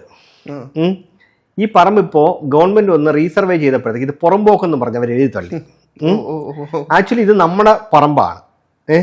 ഉപ്പുപ്പ ഇതിന്റെ വിൽപത്രം എഴുതി എവിടെ വെച്ചിട്ടുണ്ട്. ഉപ്പുപ്പാനെ വിളിച്ച് ചോദിക്കണം ഈ വിൽപത്രം എവിടെ എഴുതി വെച്ചിരിക്കുന്നു. ശരിക്കും സംഭവിച്ച കാര്യമാണ്. അത് ഉപ്പുപ്പാന്റെ അടുത്ത് വിൽപത്രം എവിടെ എഴുതി വെച്ചിരിക്കുന്നു വിളിച്ച് ചോദിക്കണം. ഞാൻ പറഞ്ഞു മോനെ ഞാനിവിടെ ചെയ്യുന്നത് ഇവിടെ മന്ത്രവാദമോ അല്ലെങ്കിൽ ഈ പറഞ്ഞ പോലെ ആത്മാവിനെ വിളിച്ചു വരുന്ന പരിപാടിയൊന്നും അല്ല. നമ്മുടെ ഉപബോധ മനസ്സിന് നമുക്ക് ഇങ്ങനെ സജഷൻ കൊടുത്തിട്ട് എന്തെങ്കിലും ഒരു കാര്യം അവരുടെ ലൈഫിൽ പോസിറ്റീവായിട്ട്. അപ്പൊ ഇത് പോസിറ്റീവ് അല്ലേ? അവർ ചോദിച്ചത് പോസിറ്റീവാണ്, പക്ഷെ എന്നെ കൊണ്ട് പറ്റത്തില്ല. ഈ മന്ത്രവാദി ഇല്ല, അങ്ങനെയൊന്നുമല്ല. പലരും എന്റെ കമന്റ്സിലൊക്കെ വന്ന് ചോദിക്കുന്നുണ്ട്, നിങ്ങൾ ആ ആളുടെ മരിച്ചുപോയ അമ്മയെ കാണിച്ചു കൊടുക്കുന്നു അല്ലെങ്കിൽ അച്ഛനെ കാണിച്ചു കൊടുക്കുന്നു, അത് നിങ്ങൾക്ക് ഇങ്ങനെ ക്യാമറയിൽ എടുക്കാൻ പറ്റും, ആത്മാക്കളെ ക്യാമറയിൽ കാണാൻ പറ്റില്ലല്ലോ. ഇങ്ങനെയൊക്കെ ചോദിക്കുന്ന ആളുകളുണ്ട്. പിന്നെ മനസ്സിലാക്കാൻ പറ്റാത്ത ആൾക്കാർ. അതെ അതെ അതെ, കാരണം ഇത് പിന്നെ ചിലർ പറയുന്നത് നല്ല അഭിനയമാണ്, കൊള്ളാം, ഇങ്ങനെയാണെങ്കിൽ ഓസ്കാർ കൊടുക്കണം, ഇങ്ങനെയൊക്കെ പറയുന്നവരും ഉണ്ട്. പിന്നെ ചിലത് കാണിച്ചു കൊടുക്കാൻ പാടില്ല എന്ന് പറയുന്ന കാര്യം പറഞ്ഞുതരാം. ഈ നേരത്തെ പറഞ്ഞതുപോലെ നെഗറ്റീവ് ആയിട്ടുള്ള ഒരു ഇമ്പാക്ട് ഉണ്ട്. എസ്പെഷ്യലി ഈ ആത്മഹത്യ, അതല്ലെങ്കിൽ ഈ അപകട മരണം. ഒരിക്കലും ഈ ജീവിച്ചിരിക്കുന്ന വ്യക്തി അറിയുന്നില്ല പെട്ടെന്ന് ഇങ്ങനൊരു വിയോഗം ഉണ്ടാവും എന്നുള്ളത്. അപ്രതീക്ഷിതമായിട്ടുണ്ടാകുന്ന ഒരു ലൈഫ് പാർട്ട്ണറുടെയോ അതല്ലെങ്കിൽ പാരൻസിൻ്റെയോ ഈവൻ കുട്ടികളുടെയോ വിയോഗം ഈ ജീവിച്ചിരിക്കുന്ന ആളിനെ താങ്ങാൻ പറ്റത്തില്ല. അയാൾക്ക് അത് വലിയൊരു ഷോക്കാവും. ആ ഷോക്കിൽ നിന്ന് വളരെ കഷ്ടപ്പെട്ട് ഒരുവിധം റിക്കവറായി നോർമൽ ലൈഫ് ലീഡ് ചെയ്ത് തുടങ്ങുന്ന സമയത്തായിരിക്കും ഇങ്ങനെ ഒരു വീഡിയോ കാണുന്നത്. അപ്പോൾ അങ്ങനെയാണെങ്കിൽ എനിക്ക് അദ്ദേഹത്തിൻ്റെ അടുത്ത് ഒന്നുകൂടെ കാണണം, സംസാരിക്കണം, എൻ്റെ ഹസ്ബൻഡിനെ അല്ലെങ്കിൽ എൻ്റെ അച്ഛനെ അല്ലെങ്കിൽ എൻ്റെ അമ്മയെ അല്ലെങ്കിൽ എൻ്റെ കുഞ്ഞിനെ എനിക്ക് ഒന്നുകൂടെ കാണണം എന്നുള്ളൊരു ആഗ്രഹത്തോടു കൂടി വിളിക്കുന്നവരുണ്ട്. അപ്പം ഞാനിപ്പം നേരത്തെ പറഞ്ഞതുപോലെ എല്ലാ കാര്യങ്ങളും ചോദിക്കും. വിളിക്കുന്ന ആളുടെ പേര്, സ്ഥലം, എങ്ങനെയാണ് ഇയാൾ മരണപ്പെട്ടത്, മരിക്കുന്ന സമയത്ത് അദ്ദേഹത്തിന് എത്ര വയസ്സുണ്ടായിരുന്നു, നിങ്ങൾക്കിപ്പോൾ എത്ര വയസ്സ്, എല്ലാ കാര്യങ്ങളും ചോദിച്ച് മനസ്സിലാക്കിയതിന് ശേഷം അവർ സംസാരിക്കുമ്പോൾ തന്നെ മിക്കവാറും കരഞ്ഞുകൊണ്ടൊക്കെ സംസാരിക്കുകയാണെങ്കിൽ നമുക്ക് മനസ്സിലാവും അവർ കാരണം കണ്ടു കഴിഞ്ഞാൽ മേ ബി ഒരു ട്രോമയിൽ നിന്ന് ഇമോഷണലി അത്രയും കണക്റ്റഡ് ആയിട്ടുള്ളൊരു വ്യക്തിയാണ്. നഷ്ടപ്പെട്ടത് അവർക്ക് ഇമോഷണലി അത്രയും കണക്റ്റഡ് ആയിട്ടുള്ളൊരു വ്യക്തിയാണ്. ആ ആളിനെ ഞാൻ വീണ്ടും മുന്നിൽ കൊണ്ട് നിർത്തി കഴിഞ്ഞാൽ ഇവരുടെ മനസ്സ് ഭയങ്കരമായിട്ട് ഹാപ്പി ആവും. എന്ന് വെച്ചാൽ മരിച്ച ആളിനെ വീണ്ടും കാണാൻ പറ്റുന്നുണ്ട്, തൊടാൻ പറ്റുന്നുണ്ട്, സംസാരിക്കാൻ പറ്റുന്നുണ്ട്, ശബ്ദം കേൾക്കാൻ പറ്റുന്നുണ്ട്, നേരത്തെ പറഞ്ഞ പോലെ ആ സ്മെല്ല് പോലും അറിയാൻ പറ്റുന്നുണ്ട്, എല്ലാ കാര്യങ്ങളും ചെയ്യാൻ പറ്റും. അപ്പോൾ അവരുടെ സബ് കോൺഷ്യസ് മൈൻഡ് വീണ്ടും വിചാരിക്കുകയാണ്, അയ്യോ ഇന്ന ആളിനെ എനിക്ക് തിരിച്ചു കിട്ടി, എനിക്ക് നഷ്ടപ്പെട്ട ഒരു സാധനം എനിക്ക് തിരിച്ചു കിട്ടി, എൻ്റെ കൂടെ ഇനി ഉണ്ടാവും എന്നുള്ളൊരു വിശ്വാസത്തിലോട്ട് ആ സബ് കോൺഷ്യസ് മൈൻഡ് വരെയാണ്. ഞാനപ്പോൾ എനിക്കിത് പെർമനൻ്റ് കൊടുക്കാൻ പറ്റത്തില്ല. കുറച്ച് കഴിഞ്ഞിട്ട് ഇത് കോൺഷ്യസ് ലൈഫിലോട്ട് വരുമ്പോഴത്തേക്ക് ഇത്രയും നേരം എൻ്റെ കൂടെ ഉണ്ടായിരുന്ന ആളെവിടെ, വീണ്ടും പോയോ എന്നുള്ള രീതിയിൽ ആ ഒരു മരണസമയത്തുണ്ടായ വിഷമം ഞാൻ വീണ്ടും റീക്രിയേറ്റ് ചെയ്യും പോലെ ആയിപ്പോവും. അതായത് സിമ്പിളായിട്ട് ഞാൻ പറഞ്ഞുതരാം. മരണപ്പെട്ട ഒരാളിനെ ഒരു ആർട്ടിസ്റ്റിൻ്റെ സഹായത്തോടു കൂടി നല്ലൊരു ജീവനുള്ളതുപോലെ ഒരു പടം ഞാൻ വരയ്ക്കുകയാണ്, എന്നിട്ട് അവരെ കാണിക്കുകയാണ്. സന്തോഷമായിരിക്കും നമ്മുടെ എല്ലാ സിറ്റുവേഷൻ ആയിരിക്കും. താങ്കളുടെ ലൈഫിൽ ഏറ്റവും കൂടുതൽ ഇഷ്ടപ്പെടുന്ന ഒരാൾ, നഷ്ടപ്പെട്ട ഒരാളാണെന്ന് ഒരു ഗ്രാൻഡ് ഫാദറോ ആരെങ്കിലും ആയിക്കോട്ടെ, അദ്ദേഹത്തിന്റെ നല്ലൊരു പടം ഒരു ആർട്ടിസ്റ്റിനെ കൊണ്ട് ഞാൻ വരച്ച് താങ്കളുടെ മുന്നിൽ കൊണ്ടുവന്ന് കാണിക്കുകയാണ്. എങ്ങനെ ഉണ്ടെന്ന് താങ്കൾ വളരെ ഹാപ്പി, അല്ലെങ്കിൽ താങ്കളും ഗ്രാൻഡ് ഫാദറോ ഗ്രാൻഡ് മദറോ വാട്ട് എവർ ഇറ്റ് ഈസ് നിൽക്കുന്ന ഒരു ഫോട്ടോ ഞാൻ വരപ്പിച്ചിട്ട് കൊണ്ട് കാണിക്കുകയാണ്, അല്ലെങ്കിൽ AI ക്രിയേറ്റ് ചെയ്ത് കൊണ്ട് കാണിക്കുകയാണ്. ഹാപ്പി ആവോ ഇല്ലേ? ഉറപ്പായും. അതേ ഫോട്ടോ താങ്കളുടെ മുന്നിൽ വെച്ച് വലിച്ചു കയറിയാലോ? ബിക്കോസ് അത് വീണ്ടും വിഷമുണ്ടാക്കിയല്ലേ.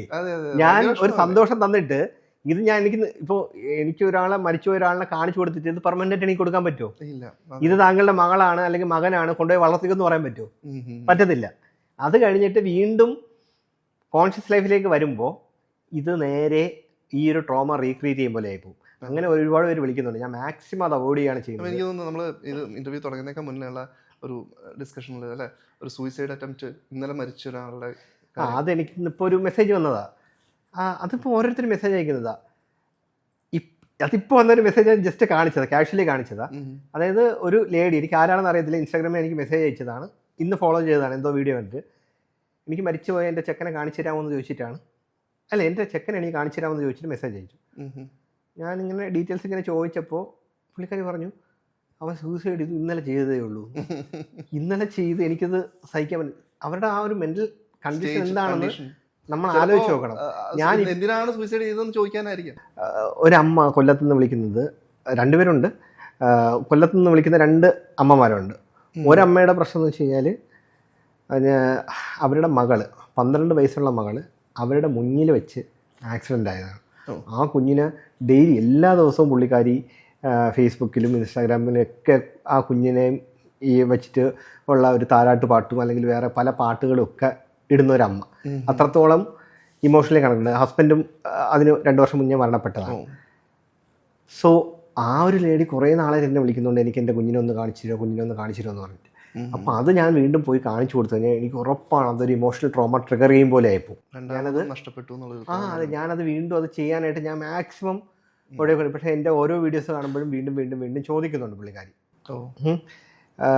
അതുപോലെ തന്നെ വേറൊരു അമ്മയുടെ മകൻ ഇതുപോലെ തന്നെ വിദേശത്തായിരുന്നു, നല്ല ജോലിയും കാര്യങ്ങളൊക്കെ ഉണ്ടായിരുന്നു, ഈ അമ്മയുമായിട്ട് നല്ല കണക്റ്റഡ് ആണ്. അപ്പം അമ്മയ്ക്ക് ഈ മകനെ പറ്റി പറയുമ്പോൾ തന്നെ അത്ര ഇതാണ്. അവൻ്റെ ജീവിതത്തിൽ ഞാൻ അറിയാത്ത ഒരു രഹസ്യവുമില്ല. അവൻ എന്തുണ്ടെങ്കിലും, അവൻ്റെ ഗേൾ ഫ്രണ്ട്സിൻ്റെ കാര്യമാണെങ്കിൽ എന്ത് കാര്യമാണെങ്കിലും അവൻ എൻ്റെ അടുത്ത് ഓപ്പണായിട്ട് പറയും. പക്ഷെ അവൻ സൂസൈഡ് ചെയ്തു. എനിക്കത് വിശ്വസിക്കാൻ എനിക്കിപ്പോഴും പറ്റിയിട്ടില്ല. അവൻ എന്നെ വിട്ട് പോയി എന്നുള്ളത് എനിക്ക് വിശ്വസിക്കാൻ പറ്റുന്നില്ല. എനിക്കൊരു പ്രാവശ്യം അവനൊന്ന് കാണിച്ചു തരണം. അപ്പോൾ ഞാൻ ചോദിച്ചു, എന്താ എന്തിനാ എങ്ങനെ കാണണമെന്ന് ഇങ്ങനെ വീണ്ടും വാശി പിടിക്കുന്നതെന്ന് ചോദിക്കും. എനിക്ക് അവനോട് ചോദിക്കണം, എന്തിനാണ് എന്നെ വിട്ടിട്ട് എങ്ങനെ പോയത്? അവൻ എന്ത് പ്രശ്നം ഉണ്ടെങ്കിലും എൻ്റെ അടുത്ത് പറയാമായിരുന്നു. അവൻ്റെ ജീവിതത്തിൽ അവനിനി എന്ത് പ്രശ്നം ഉണ്ടെങ്കിലും അവൻ എൻ്റെ അടുത്ത് പറയാനുള്ള സ്വാതന്ത്ര്യമുണ്ട്. അവൻ എൻ്റെ അടുത്ത് പറയാനുള്ള ആ ഒരു ഫ്ലെക്സിബിലിറ്റി എല്ലാ കാര്യങ്ങളും കൊടുത്താണ് ഞാൻ കുഞ്ഞുനാൾ മുതലേ അവനെ വളർത്തിയത്. എന്നിട്ട് അവൻ എന്തുകൊണ്ടിത് ചെയ്തു, എന്നെ എന്തിനും ഒറ്റയ്ക്കാക്കിയിട്ട് പോയി എന്ന് എനിക്ക് അവനോടൊന്ന് ചോദിക്കണം. പക്ഷെ അത് ചോദിച്ചാൽ അതിന് മറുപടി കൊടുക്കാൻ പറ്റത്തില്ല. ഒരു ഹാലൂസിനേഷൻ നമുക്ക് എന്ത് ചെയ്യാൻ പറ്റും അല്ലേ? എന്തും ചെയ്യാൻ പറ്റുമെന്നല്ല. ഇപ്പോൾ ഹാലൂസിനേഷൻ വഴി ഇപ്പം എനിക്കിപ്പോൾ താങ്കളെ കൊണ്ടിപ്പോൾ ഒരാളുടെ അടുത്ത് ദേഷ്യം, താങ്കളുടെ കൂടെ നിൽക്കുന്ന ഒരു ക്യാമറമാനോട് എനിക്ക് ദേഷ്യം ഉണ്ടാക്കാം, ഒരു ഇഷ്ടം ഉണ്ടാക്കിക്കുക, ഒരു പൊസസീവ്നെസ് ഉണ്ടാക്കിക്കുക. അതിനുവേണ്ടി കോൾ വരും. എന്നാൽ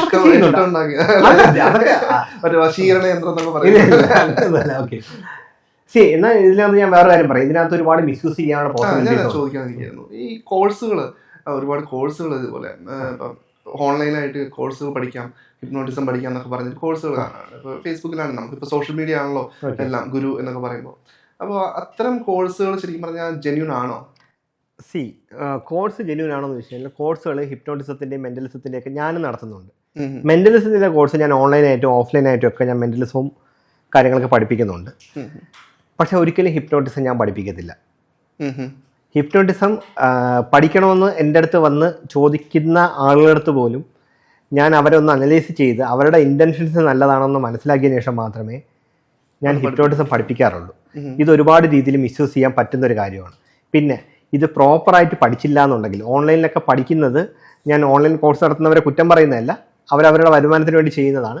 പക്ഷേ ഓൺലൈൻ കോഴ്സിനൊക്കെ ഹിപ്നോട്ടിസം പഠിച്ച് സർട്ടിഫൈഡ് ആവുന്നതിനോടോ അതല്ലെങ്കിൽ ഓൺലൈനിൽ ഹിപ്നോട്ടിസം പഠിച്ചതിന് ശേഷം അത് പ്രോപ്പറായിട്ടല്ല പ്രാക്ടീസ് ചെയ്യുന്നെങ്കിൽ ഒരുപാട് കോംപ്ലിക്കേഷൻസ് ചെയ്യുന്ന സബ്ജക്റ്റിനുണ്ട്. മൈൻഡ് ഗെയിമാണ് നമ്മൾ ചെയ്യുന്നത്. മൈൻഡ് ഗെയിം, അതായത് ഞാൻ എൻ്റെ ഒരു പെർസ്പെക്റ്റീവിലുള്ള ഒരു ഡെഫിനിഷനാണ്, ഹിപ്നോട്ടിസം എന്ന് പറയുന്നത് നല്ല പവർഫുൾ ആയിട്ടൊരു ടൂളാണ്. നമുക്കതിനെ കമ്പയർ ചെയ്യാൻ പറ്റുന്നത് വെച്ചാൽ എൻ്റെ പെർസ്പെക്റ്റീവാണ് ഞാൻ പറയുന്നത്. എൻ്റെ കാഴ്ചപ്പാടിൽ ഹിപ്നോട്ടിസം എന്ന് പറഞ്ഞാൽ ഒരു സർജിക്കൽ ബ്ലേഡ് പോലെയാണ്, നല്ല മൂർച്ചയുള്ള ഒരു ആയുധമാണ്. ഇത് അറിയാന്നുള്ളവൻ നല്ല രീതിയിൽ കൈകാര്യം ചെയ്യുകയാണെങ്കിൽ ഒരാളുടെ ജീവൻ രക്ഷിക്കാനും പറ്റും, ഒരാളെ കൊല്ലാനും. അറിയാത്തവൻ ഈ പറഞ്ഞ പോലെ പകുതി പഠിച്ചിട്ടോ അല്ലെങ്കിൽ ഈ പറഞ്ഞ പോലെ ഒരാൾ സർജറി ഓൺലൈനിൽ കണ്ടിട്ട് പഠിച്ച് ചെയ്യുന്ന ഒന്ന് ആലോചിച്ച് നോക്കി. യൂട്യൂബ് പ്രസവങ്ങളൊക്കെ നമ്മൾ കണ്ടിട്ടില്ലേ? യൂട്യൂബ് പ്രസവം പോട്ടെ, യൂട്യൂബിന്റെ പ്രസവം പോട്ടെ, ഒരു സർജറി ചെയ്യുന്നത് യൂട്യൂബിലുണ്ട്. ഹോസ്പിറ്റലിൽ പോകാത്ത ആൾ സർജറി ചെയ്യൂ? ഇല്ല, തീർച്ചയായും. ഒരു സർജിക്കൽ ബ്ലേഡ് എടുത്ത് നമ്മൾ കട്ട് ചെയ്യുമ്പോൾ അത് ഒന്ന് സ്ലിപ്പായി ആർട്ടറിയിലോ അല്ലെങ്കിൽ വേറെ ഏതെങ്കിലും ഭാഗത്ത് കൊണ്ട് വൈറ്റലായിട്ടുള്ള ഒരു മുറിവുണ്ടായി ജീവൻ നഷ്ടപ്പെടാൻ വരെ സാധ്യതയുണ്ട്. ഇതുപോലെ ഒരു പവർഫുൾ ടൂളാണ് ഹിപ്നോട്ടിസം എന്ന്. ഒരു എക്സ്പേർട്ട് ആയിട്ടുള്ള ഒരു ഹിപ്നോട്ടിസ്റ്റിന് അല്ലെങ്കിൽ ഒരു ഹിപ്നോ തെറാപ്പിസ്റ്റിന് ഒരാളുടെ ലൈഫിൽ ഒരുപാട് പോസിറ്റീവായിട്ടുള്ള കാര്യങ്ങൾ ചെയ്യാനും ഒരു ആളുടെ ലൈഫിൽ ഒരുപാട് ചേഞ്ചസ് ഉണ്ടാക്കാനും ഇമോഷണലി ആണെങ്കിലും മെൻ്റലി ആണെങ്കിലും ഒരുപാട് ഹാപ്പി ആക്കാനും പറ്റുന്നൊരു ടൂളാണ് ഹിപ്നോട്ടിസം.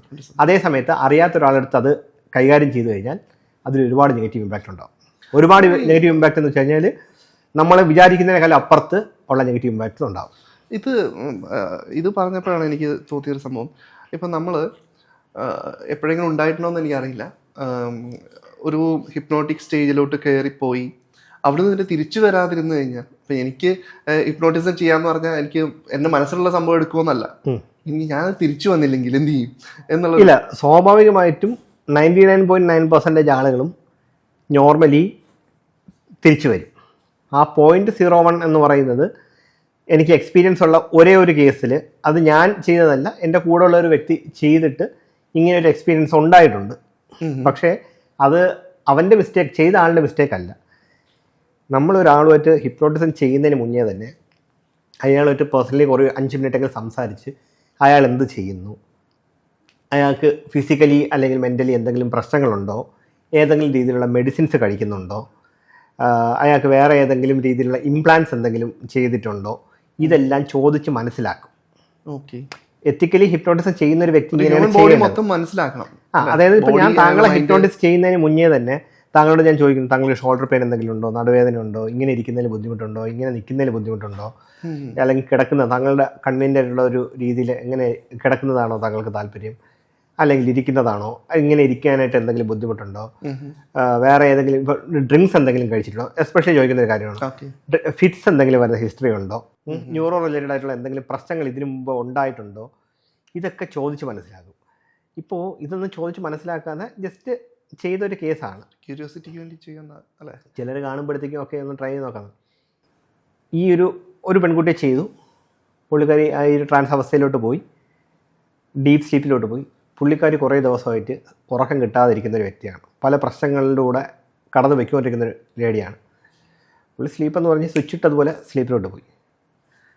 ആദ്യത്തെ പ്രാവശ്യം എഴുന്നേൽപ്പിച്ചു, ഓക്കെ എങ്ങനെ ഉണ്ടായിരുന്നാൽ കൊള്ളാം, കുഴപ്പമില്ല എന്നൊക്കെ പറഞ്ഞു. പുള്ളിക്കാരി വീണ്ടും ഒന്ന് കിറങ്ങിയിരിക്കുന്നു. വീണ്ടും കുറച്ച് കഴിഞ്ഞപ്പോഴേക്കും വീണ്ടും ഡീപ്പ് സ്ലീപ്പിലേക്ക് കൊണ്ടുപോയി. അത് കുറച്ചുകൂടെ തീവ്രമായിട്ടുള്ളൊരു സ്ലീപ്പിംഗ് പൊസിഷനിലോട്ട് കൊണ്ടുപോയി. ഇവിടെ കൊണ്ടുപോയി പുള്ളിക്കാരി സജഷൻസ് കൂടുതൽ കൊടുക്കും തോറും പുള്ളിക്കാരി ഡീപ്പ് സ്ലീപ്പിലേക്ക് പോയിക്കൊണ്ടിരിക്കുന്നു. നല്ല രീതിയിൽ ഉറക്കം, കുറേ ദിവസമായിട്ട് ഉറങ്ങാതിരിക്കുന്ന കുറച്ച് പ്രശ്നമുള്ളൊരു ലേഡിയായിരുന്നു. പുള്ളിക്കാരി വിളിച്ചിട്ട് വേക്കപ്പ് ആയില്ല. അവിടെ നിന്ന് ഏതോ ഒരു വ്യക്തി പെട്ടെന്ന് എന്താ ചെയ്യുന്നത് വെച്ചാൽ കുറച്ച് വെള്ളം എടുത്ത് പുള്ളിക്കാരുടെ മുഖത്ത് കളിച്ചു. ചെയ്തുകൊണ്ടിരിക്കുന്ന ഒരാളിന് അറിയാം അയാളിപ്പോൾ ഏത് സ്റ്റേജിൽ പോയിട്ടുണ്ടെങ്കിൽ അവിടെ എങ്ങനെ കൊണ്ടുവരണമെന്ന്. കണ്ടു നിൽക്കുന്ന ഏതെങ്കിലും ഒരാൾ പെട്ടെന്ന് കുറച്ച് വെള്ളം കൊണ്ട് മുഖത്ത് കളിച്ച് പുള്ളിക്കാരി ഉണർന്നതിന് ശേഷം പുള്ളിക്കാരി കണ്ടിന്യൂസ് കൊണ്ട് കരയാൻ തുടങ്ങി. കരച്ചിൽ നിൽക്കുന്നില്ല. കരച്ചിൽ എന്ന് വെച്ചാൽ നമ്മൾ എന്ത് പറഞ്ഞിട്ടും പുള്ളിക്കാരി മൈൻഡ് ചെയ്യുന്നില്ല. പുള്ളിക്കാരി കരഞ്ഞ് നിൽക്കുക. ഒരു 2 മണിക്കൂറോളം കരച്ചിലായി. അയ്യോ. പിന്നെ പുള്ളിക്കാരി അവസാനം തളർന്ന് അബോധാവസ്ഥയിലോട്ട് പോയി. പിന്നെ അവസാനം അത് നമ്മൾ ഹോസ്പിറ്റലിൽ കൊണ്ടുപോകേണ്ടി വന്നു. പുള്ളിക്കാരുടെ ബ്രദർ കൂടെ ഉണ്ടായിരുന്നു. പിന്നീടാണ് ഞങ്ങൾ അറിയുന്നത് പുള്ളിക്കാരുടെ മറ്റൊരു ബ്രദർ സൂസൈഡ് ചെയ്തു. അത് ഒരുപാട് ട്രോമ ഈ ലേഡിക്ക് ഉണ്ടാക്കി. ഈ സൂസൈഡ് നടന്നിട്ട് കുറച്ച് നാളെ ആയിട്ടുള്ളൂ. ഇതെല്ലാം കഴിഞ്ഞ് ഇവർ ആ ഒരു മെമ്മറിയിൽ നിൽക്കുന്ന സമയത്ത്, അതായത് ഇവർ ആ ഒരു ഇമോഷണലി അത്രയും ഡൗൺ ആയി, ആ ഒരു നന്നായിട്ട് ഈ ഉറക്കമില്ലായ്മയിൽ നിന്ന് നല്ലൊരു ഉറക്കത്തിലേക്ക് പോയി. ആ ഉറക്കത്തിൽ സഹോദരനെ സ്വപ്നം കാണുന്നു. സഹോദരനായിട്ടുള്ള ആ ഒരു മരണസമയത്തുള്ള ആ ഒരു മൊമെന്റ് നിൽക്കുന്ന സമയത്താണ് ആരോ വെള്ളം തളിച്ച് എണീപ്പിച്ചത്. അത് അവർക്ക് ട്രിഗറായി ആ സമയത്ത് പോയത് അതിലോട്ടാണ് അവർക്ക് പോകേണ്ടത്. അതിനുശേഷമാണ് അവർക്ക് ഉറക്കം പ്രോപ്പറായിട്ട് ഇല്ലാത്തത്. അപ്പൊ ഈ ഹിസ്റ്ററി ഒന്നും അറിയാതെ നമ്മുടെ കൂട്ടത്തിൽ തന്നെ ഒരാൾ ഹിപ്നോട്ടിസ് ചെയ്തതാണ്. പക്ഷേ നമ്മൾ പിന്നെ അവരെ ഹോസ്പിറ്റലിൽ കൊണ്ടുപോയി ഹോസ്പിറ്റലിൽ കൊണ്ടുപോയി ഡോക്ടറിനോട് കാര്യം പറഞ്ഞു. ഡോക്ടർ ജസ്റ്റ് നമ്മൾ കുറേ ട്രൈ ചെയ്തു, പറ്റിയില്ല. പിന്നെ അത് കഴിഞ്ഞേരം EEGയും കാര്യങ്ങളൊക്കെ എടുത്ത് നോക്കി. പിന്നെ കുറേ കഴിഞ്ഞ് ഒരു 3-4 മണിക്കൂർ കഴിഞ്ഞു പയ്യെ പുള്ളിക്കാരിക്ക് ഓർമ്മകൾ വന്നു. പിന്നെ കുറേ കാര്യങ്ങൾ പുള്ളിക്കാരുടെ പേഴ്സണൽ ലൈഫിൽ നടന്ന് നമ്മളോട് പറഞ്ഞു. പിന്നെ നമ്മൾ പയ്യെ നോർമലിലോട്ട് കൊണ്ടുവന്നു. അപ്പോൾ ഞങ്ങൾ മനസ്സിലാക്കിയൊരു കാര്യം എന്ന് വെച്ചാൽ ഞങ്ങൾക്ക് ഓരോ സബ്ജക്റ്റ് ഓരോ അനുഭവമാണ്. ഇത് പറയുന്നത് കൊണ്ട് നെഗറ്റീവായിട്ട് എനിക്ക് അങ്ങനെ പേടിച്ചിട്ട് പറയാതിരിക്കേണ്ട കാര്യമൊന്നുമില്ല.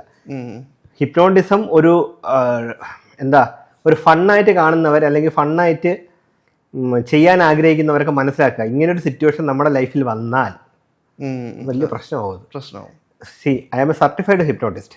ഈ പറഞ്ഞതുപോലെ പലരും വന്നിട്ട് സർട്ടിഫിക്കേഷനോ ഒന്നുമില്ലാതെ ഓൺലൈനിലും ഇടയ്ക്ക് ഒരാൾ എൻ്റെ അടുത്ത് പറഞ്ഞ ChatGPT നോക്കി ഞാൻ ഹിപ്നോട്ടിസം പഠിക്കുന്നു. ഇതൊക്കെ എന്തെങ്കിലും സംശയം ഉണ്ടെങ്കിൽ പോലും ചോദിക്കാനായിട്ട് ആരും കാണത്തില്ല. ChatGPT നോക്കിയോ അല്ലെങ്കിൽ വേറെ ഏതെങ്കിലും ഒരു ഓൺലൈൻ പ്ലാറ്റ്ഫോം നോക്കിയൊക്കെ ഹിപ്നോട്ടിസം പഠിക്കുന്നത് അറിഞ്ഞിരിക്കാൻ ഓക്കെയാണ്. എന്താണ് ഹിപ്നോട്ടിസം എന്നൊക്കെ അറിഞ്ഞിരിക്കാൻ, ഇതിന്റെ സയന്റിഫിക് പാർട്ടൊക്കെ അറിഞ്ഞിരിക്കാൻ. സൈക്യാട്രിയുടെ ഭാഗം എന്ന് പറയാം. ഹിപ്നോതെറാപ്പി ഒരുപാട് കാര്യങ്ങൾക്ക് യൂസ് ചെയ്യുന്നുണ്ട്. ഇത് ശരിക്കും പറഞ്ഞാൽ ഇതിന്റെ ഹിസ്റ്ററി എന്ന് പറയുന്നത് 18ാം നൂറ്റാണ്ട്, അതായത് 1700-1800 കാലഘട്ടങ്ങളിൽ ജർമ്മനിലുള്ള ഒരു ഫ്രാൻസ് ആൻഡർ മെസ്മർ എന്ന് പറഞ്ഞ ഒരു വ്യക്തി, അദ്ദേഹം ഡെവലപ്പ് ചെയ്തെടുത്ത ഒരു കാര്യമാണ് ഈ ജാവനീസ് മാഗ്നറ്റിസം, അല്ലെങ്കിൽ ഈ പറഞ്ഞ പോലെ ആൻഷ്യൻ ഹിപ്നോട്ടിസം എന്ന് പറയുന്നൊരു. അത് പിന്നീട് ഒരാൾക്ക് ഇപ്പോൾ ഒരു മാഗ്നറ്റിക് പവർ ഉപയോഗിച്ച്, മാഗ്നറ്റിക് പവർ എന്ന് വെച്ചാൽ കാന്തമല്ല, ഒരു ഇൻവിസിബിൾ ആയിട്ടുള്ള ഒരു പവർ വെച്ചിട്ട്, നമ്മളൊരു എനർജി വെച്ചിട്ട് പലരുടെയും പ്രശ്നങ്ങൾ ഹീൽ ചെയ്യാൻ പറ്റുമെന്ന് അദ്ദേഹം പറഞ്ഞു. അദ്ദേഹത്തിന് ആരോട് അംഗീകരിച്ചില്ല, അദ്ദേഹത്തിൻ്റെ നാട് കടത്തി. അതെല്ലാം കഴിഞ്ഞിട്ട് അദ്ദേഹം മറ്റു പല രാജ്യങ്ങൾ, ഓസ്ട്രേലിയയും മറ്റ് പല രാജ്യങ്ങളിലും പോയി ഇതെല്ലാം പ്രാക്ടീസ് ചെയ്തു. പക്ഷേ ഇതിനൊക്കെ ഒന്നും സയൻറ്റിഫിക് ആയിട്ടുള്ള എവിഡൻസും കാര്യങ്ങളും പലയിടത്തും ഇല്ലാതായിപ്പോയി. പിന്നെ ഒരു 1800 കാലഘട്ടങ്ങളിലൊക്കെയാണ് മോഡേൺ ഹിപ്നോസിസ് കുറച്ചൊന്ന് ഡെവലപ്പായി വന്നത്. അന്ന് പല കാര്യങ്ങൾക്കും ഇപ്പം നിങ്ങൾക്ക് ഗൂഗിൾ ചെയ്ത് നോക്കിക്കഴിഞ്ഞാൽ ഹിപ്നോട്ടിസം, ഹിപ്നോ ബർത്ത് എന്ന് പറഞ്ഞിട്ടുണ്ട്. പ്രസവ സമയത്ത് വേദന അറിയാതെ, അതായത് ഹിപ്നോട്ടിക് അനസ്തേഷ്യ എന്ന് പറഞ്ഞൊരു അവസ്ഥയിലോട്ട് കൊണ്ടുപോയിട്ട് ശരീരത്തിന് വേദന ഇല്ലാത്തൊരവസ്ഥയിലേക്ക് കൊണ്ടുപോയി അവിടെ ആ ഡെലിവറി നടക്കുന്നത്, വേദന അധികം അറിയാതെ ഡെലിവറി നടക്കുന്ന ഒരു അവസ്ഥ, ഹിപ്നോ ബർത്ത് എന്ന് പറഞ്ഞിട്ട്. പിന്നെ പണ്ട് കാലങ്ങളിൽ ഇന്ത്യയിൽ ഉൾപ്പെടെ ഈ അനസ്തേഷ്യയൊക്കെ കണ്ടെത്തുന്നതിന് മുന്നേ തന്നെ പല സർജറീസും ഹിപ്നോട്ടിസം ചെയ്ത് ഹിപ്നോട്ടിക് അനസ്തേഷ്യ അവസ്ഥയിൽ കൊണ്ടുപോയിട്ട് സർജറീസ് വരെ ഇന്ത്യയിൽ നടത്തിയിട്ടുണ്ട്. ആദ്യകാല സർജറീസ് ഒക്കെ നടത്തുമ്പോൾ അനസ്തേഷ്യ കൊടുത്തിട്ടല്ല ചെയ്തുകൊണ്ടിരുന്നത്. ഹിപ്നോട്ടിസം വഴി ഈ പറഞ്ഞ ഹിപ്നോട്ടിക് അനസ്തേഷ്യ ആ ഒരു അവസ്ഥയിൽ എത്തിച്ചിട്ടാണ് സർജറീസ് ചെയ്തുകൊണ്ടിരുന്നത്. സർജറി മാത്രമേ ഉള്ളൂ രോഗികളെ രക്ഷിക്കാനുള്ള അവസാന ആയുധം എന്ന് പറഞ്ഞാൽ സർജറി ആയിരിക്കും. അപ്പം അങ്ങനെയൊക്കെ ഉള്ളപ്പോൾ ഇത് തന്നെയായിരിക്കും ഓപ്ഷൻ ഉള്ളത്. പിന്നെ ഈ പറഞ്ഞ കുട്ടികളുടെ പഠന വൈകല്യം, അല്ലെങ്കിൽ കുട്ടികളുടെ ബിഹേവിയറൽ ഇഷ്യൂസ്, ഹാബിറ്റുകൾ, അതായത് അമിതമായിട്ടുള്ള മൊബൈൽ ഫോൺ ഉപയോഗം, അമിതമായിട്ടുള്ള സ്ക്രീൻ ടൈമൊക്കെ കുട്ടികളുടെ ലൈഫിനെയും അല്ലെങ്കിൽ ബിഹേവിയറിനെ ഒരുപാട് ഇമ്പാക്ട് ചെയ്യുന്നുണ്ട്. അപ്പൊ അതൊക്കെ മാറ്റിയെടുക്കാനായിട്ട് ഹിപ്നോപീഡിയ എന്നും പറഞ്ഞിട്ട് ഒരു വിഭാഗവും ഹിപ്നോതെറാപ്പിയിൽ തന്നെ ഉണ്ട്. ഇങ്ങനെ ഇതിനകത്ത് പല പല കാറ്റഗറീസ് ഉണ്ട്. ഇത് ഞാൻ പറഞ്ഞതുപോലെ ഒരു ടൂളാണ്, നല്ലൊരു ടൂളാണ്. നന്നായി ഉപയോഗിച്ച് കഴിഞ്ഞാൽ ലൈഫിൽ പലർക്കും നല്ലത് ചെയ്തു കൊടുക്കാൻ പറ്റും. പക്ഷേ ഇത് പഠിക്കുന്ന ആളുകൾ എന്ത് ഇന്റൻഷനിൽ പഠിക്കുന്നു, ഇത് പഠിപ്പിക്കുന്ന ആളുകളാണെങ്കിലും ചിന്തിക്കണം. ഓൺലൈനൊക്കെ ക്ലോസ് ഒരു മനുഷ്യനെ ഹാക്ക് ചെയ്യാണ് ചെയ്യുന്നത്, അതിനെ നല്ലതാക്കാൻ പറ്റും. ഇപ്പൊ എന്റെ ഷോയുടെ പേര് ബ്രെയിൻ ഹാക്കർ ഷോ എന്ന് പറഞ്ഞിട്ടാണ്, unlock it brain hacker show എന്ന് പറഞ്ഞിട്ടാണ് ഞാൻ ചെയ്യുന്നത്. ബ്രെയിനെ ഹാക്ക് ചെയ്യാം നമുക്ക്. ബ്രെയിനെ ഹാക്ക് ചെയ്തിട്ട് എനിക്കിത് മിസ്യൂസ് ചെയ്യണമെന്ന് വെച്ച് കഴിഞ്ഞാൽ, എനിക്ക് ദേഷ്യമുള്ള ഒരാളുടെ അടുത്ത് താങ്കളെ ഹിപ്നോട്ടൈസ് ചെയ്ത് കൊണ്ടുപോയി ഒരു കത്തിയെടുത്ത് കയ്യിൽ നിന്ന് കുത്താൻ പറഞ്ഞാൽ താങ്കൾ കുത്തും. നമ്മൾ കൺട്രോൾ ചെയ്യാൻ പറ്റും. താങ്കളുടെ അടുത്ത് പറയുന്നു താങ്കൾക്ക് ഹിപ്നോട്ടിസം എന്ന് പറയുന്ന ഒരു പ്രോസസ് കൂടി സ്റ്റേജിൽ ചെയ്യുന്നതാണ് മാസ് ഹിപ്നോസിസ്. അതായത് ഇപ്പം നമ്മളിപ്പോൾ ഒരു സ്റ്റേജിലൊരു 500 പേരുള്ള സ്റ്റേജ് ആണെങ്കിൽ അതിൽ നിന്ന് സ്ട്രീറ്റിൽ വെച്ച് അല്ലെങ്കിൽ റാപ്പിഡ് ഹിപ്നോസിസിന് വിധേയനാക്കാൻ പറ്റുന്ന വ്യക്തികളെ, ആ സബ്ജക്ട്സിനെ നമ്മൾ സെലക്ട് ചെയ്യും. കുറെ സജസ്റ്റബിലിറ്റി ടെസ്റ്റ് കാര്യങ്ങളെല്ലാം കൊടുത്ത് നമ്മൾ സെലക്ട് ചെയ്യും. സെലക്ട് ചെയ്തിട്ട് അതിൽ ഏറ്റവും നല്ല സബ്ജക്റ്റുകൾ ഒരു 10 പേരെയോ അല്ലെങ്കിൽ 20 പേരെയോ നമ്മൾ സ്റ്റേജിലെടുത്തു. ഓക്കെ, അവർക്ക് നമുക്ക് ഈസി ആയിട്ട് റാപ്പിഡ് ഹിപ്നോസിസ് ചെയ്ത് നമ്മൾ ഓരോ ഇത് ചെയ്യുന്നത് മെന്റലിസം ഷോയുടെ അകത്ത് തന്നെ ഞങ്ങൾ ചെയ്യാറുണ്ട്, മെന്റലിസ്റ്റുകൾ ചെയ്യാറുണ്ട്. ഇത് എന്തിനാന്ന് വെച്ച് കഴിഞ്ഞാൽ പബ്ലിക്കിന് ഒരു അവയർനെസ് കൊടുക്കാനാണ്. ഓക്കെ, നിങ്ങളുടെ മനസ്സിൽ ഇപ്പോൾ എന്തെങ്കിലും ഇത് ഉണ്ടെങ്കിൽ നമുക്ക് ഇത്രയും സിമ്പിളായിട്ട് എടുത്ത് മാറ്റാൻ പറ്റും. പല ട്രോമാസ് ആണെങ്കിലും പല മെമ്മറീസ് ആണെങ്കിലും ഒക്കെ ഇപ്പൊ സൂയിസൈഡൽ ടെൻഡൻസി ഉള്ള ഒരു വ്യക്തിക്ക് പല പ്രശ്നങ്ങളുണ്ടായിരിക്കാം. ഈ പ്രശ്നത്തിനൊക്കെ റിലീഫ്, എല്ലാ പ്രശ്നത്തിന് സൊല്യൂഷൻ കൊടുക്കാനും നമ്മളെ കൊണ്ട് പറ്റത്തില്ല. പക്ഷേ ഒരാളൊരു ഷെയർ ചെയ്യുമ്പോഴത്തേക്കും കുറെ റിലീഫ് കിട്ടും. ഇപ്പം നമ്മുടെ മോഡേൺ ആയിട്ടുള്ള ഒരു കാലഘട്ടത്തിൽ ഏറ്റവും വലിയ പ്രശ്നം എന്ന് വെച്ച് കഴിഞ്ഞാൽ സൂയിസൈഡൽ ടെൻഡൻസി ഒക്കെ കൂടുന്നത് ഈ എസ്പെഷ്യലി പുതിയ ജനറേഷൻ കുട്ടികളിലേക്ക് പ്രശ്നം എന്ന് വെച്ച് കഴിഞ്ഞാൽ ഒരു LKG മുതൽ പഠിക്കുന്ന ഒരു കുട്ടി 10ാം ക്ലാസ് വരെയും തോൽവി എന്താണെന്ന് അറിയുന്നില്ല. ഇന്നത്തെ സമൂഹത്തിൽ, ഇന്നത്തെ ഒരു 2K കിഡ്സിന് ശേഷം അല്ലെങ്കിൽ ഒരു ആൽഫ കിഡ്സിനൊക്കെ നമ്മുടെ മക്കളുടെ കാര്യം തന്നെ ആലോചിച്ച് നോക്കുക.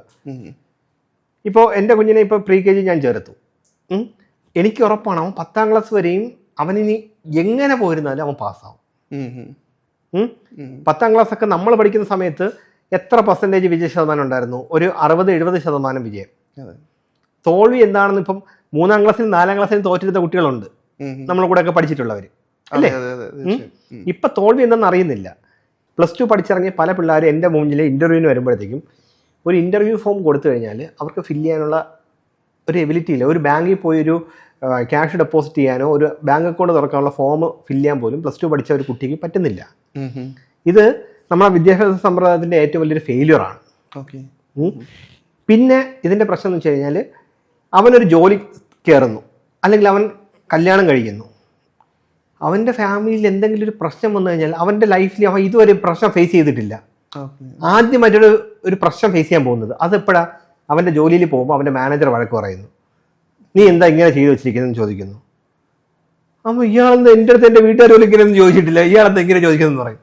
അതല്ലെങ്കിൽ അയാളുടെ ഫാമിലി ലൈഫിൽ എന്തെങ്കിലും ഒരു ഫിനാൻഷ്യൽ ക്രൈസിസ് ഉണ്ടാവുന്നു, അതല്ലെങ്കിൽ റിലേഷൻഷിപ്പിൽ എന്തെങ്കിലും ഇഷ്യൂസ് ഉണ്ടാവുന്നു, എവിടെയെങ്കിലും ഒരു ഫെയിലിയർ നേരിടേണ്ടി വരുമ്പോൾ അത് ഒരു പ്രശ്നം ഫേസ് ചെയ്യാനോ അത് എങ്ങനെ ടാക്കിൾ ചെയ്യണം എന്നുള്ളൊരു നോളജ്, പ്രാക്ടിക്കൽ നോളജ് നമ്മുടെ കുട്ടികൾക്കില്ല. ഒരു മെന്റലിസ്റ്റ് അല്ലെങ്കിൽ ഒരു ഹിപ്നോട്ടിസ്റ്റ് എന്നുള്ളതിനുപരി എന്താണ് വൈശാഖ് എന്നുള്ളത്? ഞാൻ ടെക്നോ പാർക്കിലാണ് വർക്ക് ചെയ്യുന്നത്. ഞാനിപ്പോൾ EMR ഗ്രീൻ ഹെൽത്ത് സർവീസ് എന്ന് പറഞ്ഞ കമ്പനിയിൽ 108 ആംബുലൻസിൻ്റെ കേരള കൺട്രോളും മാനേജറായിട്ട് ഞാൻ വർക്ക് ചെയ്യുകയാണ്. അവിടെ കോൾ സെൻ്ററാണ് ഞാൻ ഹെഡ് ചെയ്യുന്നത്. കോൾ സെൻ്റർ, ക്വാളിറ്റി, ഈ ഡിപ്പാർട്ട്മെൻറ്റ്സാണ് ഞാൻ ഹെഡ് ചെയ്യുന്നത്. ഞാനൊരു 15 വർഷമായിട്ട് ഈ ഒരു പ്രോജക്റ്റായിട്ട് അസോസിയേറ്റ് നിൽക്കുകയാണ്. അപ്പോൾ 108 ആംബുലൻസിൻ്റെ പ്രോജക്റ്റായിട്ട് ഒരു 15 വർഷമായിട്ട് അസോസിയേറ്റ് നിൽക്കുകയാണ്. പക്ഷേ എൻ്റെ ഒരു പാഷനാണ്, കുഞ്ഞുനാളിൽ മുതൽ എൻ്റെ ഒരു പാഷൻ. ഞാൻ നേരത്തെ പറഞ്ഞതുപോലെ എനിക്കത് വിട്ടുകളയാൻ പറ്റാത്തത് കൊണ്ട്, എൻ്റെ ഉള്ളിൽ അതുള്ളത് കൊണ്ട്, പക്ഷേ അത് പഠിച്ചു, അതിപ്പോഴും ഞാൻ പഠിക്കുന്നുണ്ട്, ഇപ്പോഴും പഠിക്കുന്നുണ്ട്. പഠിച്ചു എന്നല്ല, പഠിക്കുന്നുണ്ട്, ഇപ്പോഴും പഠിക്കുന്നുണ്ട്. പുതിയ പുതിയ മേഖലകൾ ഞാൻ തേടുന്നുണ്ട്, ഞാൻ ഷോസ് ചെയ്യുന്നുണ്ട്. അതെൻ്റെ പാഷനായിട്ട് ഞാൻ ചെയ്യുന്നതാണ്. പക്ഷേ എൻ്റെ ഉപജീവനം എന്ന് പറഞ്ഞാൽ എൻ്റെ ജോലിയാണ്. പക്ഷെ എന്നെ അന്ന് എൻ്റെ വീട്ടുകാരും എൻ്റെ ടീച്ചേഴ്സും എല്ലാവരും എന്നെ കുറച്ചുകൂടെ പ്രോത്സാഹിപ്പിച്ചിരുന്നെങ്കിൽ മേ ബി ഇതിൽ തന്നെ ഞാൻ നല്ല രീതിയിൽ എത്തുമായിരുന്നു എന്നൊരു വിശ്വാസം എനിക്കുണ്ട്. ഓക്കെ, സോ അന്നൊക്കെ ഭയങ്കര എതിർപ്പായിരുന്നു വീട്ടിലാണെങ്കിലും നാട്ടിലാണെങ്കിലും സ്വന്തക്കാരാണെങ്കിലും ബന്ധുക്കളാണെങ്കിലും എല്ലാവരും എതിർപ്പായിരുന്നു മാജിക് പഠിക്കുന്നതിനോടൊക്കെ. അപ്പോൾ എനിക്കത് ഇൻട്രസ്റ്റ് ഉണ്ടായിരുന്നു, ഞാൻ പഠിച്ചു. എനിക്ക് പഠിക്കാൻ പറ്റുന്ന ഒരു സാഹചര്യത്തിൽ ഞാൻ സ്വന്തമായിട്ട് തന്നെയാണ് പഠിച്ചത്. സ്വന്തമായിട്ടെന്ന് വെച്ച് കഴിഞ്ഞാൽ സ്വന്തമായിട്ട് പൈസ ഉണ്ടാക്കി പഠിച്ചൊരു വ്യക്തിയാണ് ഞാൻ. ആരെയും ഡിപ്പെൻഡ് ചെയ്ത് പഠിച്ചതല്ല. പല പല സ്ഥലത്തു നിന്നും, നോർത്ത് ഇന്ത്യയിൽ നിന്നും സൗത്ത് ഇന്ത്യയിൽ നിന്നും ഒക്കെ അക്കാഡമിയിൽ മാജിക് അക്കാഡമിയിലും ഒക്കെ പഠിച്ചിട്ടുള്ള ഒരു വ്യക്തിയാണ് ഞാൻ. ഈ ഹിപ്നോട്ടിസം, മെന്റലിസം അല്ലെങ്കിൽ മാജിക് ഇതൊക്കെ വെച്ചുകൊണ്ട് സമൂഹത്തിന് അബദ്ധധാരണകളുണ്ട്. അതിനൊക്കെ അവയർനെസ് കൊടുക്കാൻ അതല്ല, ഇത് ഇങ്ങനെയാണ്, ഇത് നിങ്ങൾ മനസ്സിലാക്കേണ്ടതാണ് എന്ന് പറയുന്നൊരു അവയർനെസ് കൊടുക്കാൻ എപ്പോഴും കഴിഞ്ഞിട്ടുണ്ടോ? അവയർനെസ് കൊടുക്കാൻ പറ്റിയിട്ടുണ്ടോ എന്ന് ചോദിച്ചു കഴിഞ്ഞാൽ, ഞങ്ങളിപ്പോൾ സ്ട്രീറ്റിലൊക്കെ പെർഫോം ചെയ്യുന്നത് നാട്ടുകാർക്ക് ഒരു അവയർനെസ് കൊടുക്കാൻ വേണ്ടി തന്നെയാണ്. ഞങ്ങൾ ഇതിൽ നിന്ന് വേറെ പൈസയോ കാര്യങ്ങളൊന്നും അതിൽ നിന്ന് കളക്ട് ചെയ്യുന്നില്ല. സ്ട്രീറ്റിൽ നമ്മളിപ്പോൾ ഹിപ്നോട്ടിസം പോയി ചെയ്ത് നമ്മളൊരു കണ്ടന്റായി സമയം എടുത്ത് എഡിറ്റ് ചെയ്ത് ഇതെല്ലാം ഇടുന്നത് ഇപ്പോൾ സോഷ്യൽ മീഡിയയിൽ നിന്ന് എനിക്ക് വേറെ വരുമാനമൊന്നും കിട്ടുമെന്ന് പ്രതീക്ഷിച്ചിട്ടോ കിട്ടുന്നത് കൊണ്ടോ അല്ല. മെയിനായിട്ട് ഇതൊരു അവയർനെസ് ക്രിയേറ്റ് ചെയ്യാൻ വേണ്ടി തന്നെയാണ്. പിന്നെ പല കമ്പനീസിൽ ശരിക്കും പറഞ്ഞാൽ അവയർനെസ് കിട്ടേണ്ടത് ജനങ്ങൾക്കാണ്, അവെയർ ആവേണ്ടത് ജനങ്ങൾ തന്നെയാണ്. അതായത് നമ്മുടെ റിയൽ ടൈമിൽ റിയൽ ലൈഫിൽ ഒരു പ്രോബ്ലം ഉണ്ട്, അതെങ്ങനെ ഫേസ് ചെയ്യാന്നുള്ളത് ഞാൻ നേരത്തെ പറഞ്ഞതിൽ പലർക്കും അറിയത്തില്ല. ഇതിന്റെ അവയർനെസ്സിനെ കുറിച്ച് പറയുകയാണെങ്കിൽ മെയിനായിട്ടും എല്ലാ കമ്പനീസും, ജസ്റ്റ് ഞാൻ ടെക്നോ പാർക്കിലാണ് വർക്ക് ചെയ്തത്, അതുകൊണ്ട് ഞാൻ പറയുന്നതാണ്. ടെക്നോ പാർക്ക് എന്ന് പറഞ്ഞാൽ ട്രിവാൻഡ്രത്തെ ക്യാമ്പസിൽ തന്നെ ഏകദേശം ഒരു 350ഓളം കമ്പനികളുണ്ട്. ഏകദേശം 40,000-ൽ കൂടുതൽ എംപ്ലോയീസ് അവിടെ വർക്ക് ചെയ്യുന്നുണ്ട്. പലരും വർക്ക് ലൈഫ് ബാലൻസ് ഇല്ലാതെ ഒരുപാട് പ്രഷറിൽ ജോലി ചെയ്യുന്ന വ്യക്തികളാണ്. ഇപ്പൊ തന്നെ ടെക്കീസ് പലരും ആത്മഹത്യ ചെയ്യുന്ന ന്യൂസൊക്കെ, വർക്ക് പ്രഷർ താങ്ങാൻ പറ്റാതെ ആത്മഹത്യ ചെയ്യുന്നു, ഇങ്ങനെയൊക്കെ പറഞ്ഞ ന്യൂസൊക്കെ ടിവിയിലും സോഷ്യൽ മീഡിയസിലൊക്കെ വരുന്നത് കാണുന്നുണ്ട്. പക്ഷെ ഇതിനൊക്കെ ഉത്തരവാദി ശരിക്കും പറഞ്ഞാൽ കമ്പനിക്കാരാണോ അല്ലെങ്കിൽ എംപ്ലോയീസ് ആണോ, ശരിക്കും പറഞ്ഞാൽ അവരുടെ വീട്ടുകാരാണോ, സൊസൈറ്റി ആണോ, ആരാണ്? അവരുടെ തന്നെ മെന്റൽ സ്റ്റാറ്റസ് തന്നെയല്ല ശരിക്കും പറഞ്ഞാൽ ഈ പ്രഷർ എല്ലാ ഭാഗത്തുനിന്നും ഉണ്ടാവുമ്പോൾ എല്ലാ ഭാഗത്തുനിന്നും പ്രഷർ ഉണ്ടാവുന്നു. ഇപ്പോ ഞങ്ങൾ തന്നെ നോക്കിക്കഴിഞ്ഞാൽ ടെക്നോ പാർക്കിലാണെങ്കിലും ജിമ്മുണ്ട്, ഹെൽത്ത് ക്ലബ് ഉണ്ട്, സ്വിമ്മിംഗ് പൂളുണ്ട്, വേറെ ഒരുപാട് എന്റർടൈൻമെന്റിന് വേണ്ടിയുള്ള കാര്യങ്ങളുണ്ട്. അതായത് ഫിസിക്കൽ ഹെൽത്ത് നോക്കാനായിട്ട് അവിടെ ഹോസ്പിറ്റലുണ്ട്, ജിമ്മുണ്ട്, നമ്മൾ തന്നെ മെഡിസിൻസ് കഴിക്കുന്നുണ്ട്, നമ്മൾ തന്നെ ജിമ്മിൽ പോകുന്നുണ്ട്, ഡയറ്റ് എടുക്കുന്നുണ്ട്, നമ്മുടെ ബോഡി നല്ല രീതിയിൽ മെയിൻറ്റെയിൻ ചെയ്യാൻ വേണ്ടിയിട്ടുള്ള ഒരുപാട് കാര്യങ്ങൾ നമ്മൾ ചെയ്യുന്നുണ്ട്. നമ്മുടെ മനസ്സ് ഹെൽത്തി ആയിട്ടിരിക്കാൻ വേണ്ടി നമ്മൾ എന്തൊക്കെ കാര്യങ്ങൾ ചെയ്യുന്നുണ്ട്? എന്തെങ്കിലും എന്റർടൈൻമെന്റ് മാത്രമല്ലേ ഉള്ളൂ? എന്റർടൈൻമെന്റ് മാത്രമേ ഉള്ളൂ എന്നാണ് എല്ലാവരും വിചാരിക്കുന്നത്. ശരിക്കും പറഞ്ഞാൽ ലൈഫിൽ ഒരു പ്രശ്നമുണ്ട്. താങ്കൾക്ക് നാളെ ഒരു വലിയൊരു എമൗണ്ടിന്റെ ഒരു EMI വരുന്നുണ്ട്, താങ്കളുടെ കയ്യിൽ ആ EMI അടയ്ക്കാനുള്ള പൈസ ഇല്ല. ഫ്രണ്ട്സിന്റെ അടുത്തൊക്കെ ചോദിച്ചു, താങ്കൾക്ക് സാലറി വരാനായിട്ട് ഡിലേ ആവുന്നുണ്ട്, ഈ മാസം സാലറി വരാൻ ഡിലേ ആവുന്നുണ്ട്, നാളെ EMI ഉണ്ട്, മാക്സിമം പൈസയൊക്കെ റോൾ ചെയ്യാൻ വേണ്ടി നോക്കി, നടക്കുന്നില്ല. ഒരു സിനിമ കണ്ടു കഴിഞ്ഞാൽ ആ ഒരു എന്റർടൈൻമെന്റ് താങ്കളുടെ പ്രശ്നം സൊല്യൂഷൻ ആ പ്രശ്നം അല്ല. ശരിക്കും പറഞ്ഞാൽ എന്റർടൈൻമെന്റിന് പല ഉപാധികൾ ഉണ്ടെങ്കിലും മെന്റൽ ഹെൽത്ത് എന്ന് പറഞ്ഞൊരു കാര്യമുണ്ട്. മെന്റൽ ഹെൽത്തിന് വേണ്ടിയിട്ട് നമ്മളിത് കോർപ്പറേറ്റ് കമ്പനികളിൽ മാത്രമല്ല ചെയ്യേണ്ടത്, സ്കൂൾസിൽ നിന്നും കോളേജസിൽ നിന്നും ഒക്കെ നമ്മൾ ചെയ്യേണ്ട ഒരു കാര്യമാണ്. ഓരോ വ്യക്തികൾക്ക് മെന്റൽ ഹെൽത്ത് വീക്ക് എന്ന് അല്ലെങ്കിൽ മെന്റൽ ഹെൽത്ത് ഡേ എന്നൊക്കെ പറഞ്ഞ് ഒരു ദിവസം ഉള്ളത് മാത്രമല്ല മെന്റൽ ഹെൽത്തിനുള്ളത്. 365 ദിവസവും നമ്മുടെ ചുറ്റുമുള്ള വ്യക്തികൾ അവരുടെ മെന്റൽ ഹെൽത്ത് ഓക്കെ ആണോ എന്നുള്ളത് നമ്മുടെ സമൂഹം തന്നെയാണ് മനസ്സിലാക്കേണ്ടത്. ശരിക്കും പറഞ്ഞാൽ ഒരാൾക്ക് എൻ്റെ മെന്റൽ ഹെൽത്ത് അത്ര ഓക്കെ അല്ലാന്ന് തോന്നുന്നു, എനിക്കൊരു കൗൺസിലിംഗ്, ഞാൻ പെട്ടെന്ന് എല്ലായിടത്തും ദേഷ്യപ്പെടുന്നു, അല്ലെങ്കിൽ എനിക്ക് ഒന്നിനോടും ഒരു ഇൻട്രസ്റ്റ് ഇല്ല, എനിക്ക് ആഹാരം കഴിക്കാൻ തോന്നുന്നില്ല, എനിക്ക് ജോലി ചെയ്യാൻ ഭയങ്കര മടിയാണ്, ഇതൊക്കെ എൻ്റെ ഒരു മെന്റൽ സ്റ്റേജ് ആണ്.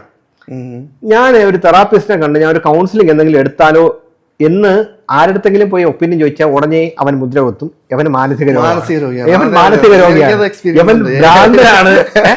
ഓപ്പണായിട്ട് പറഞ്ഞ ഇതങ്ങനെയല്ല.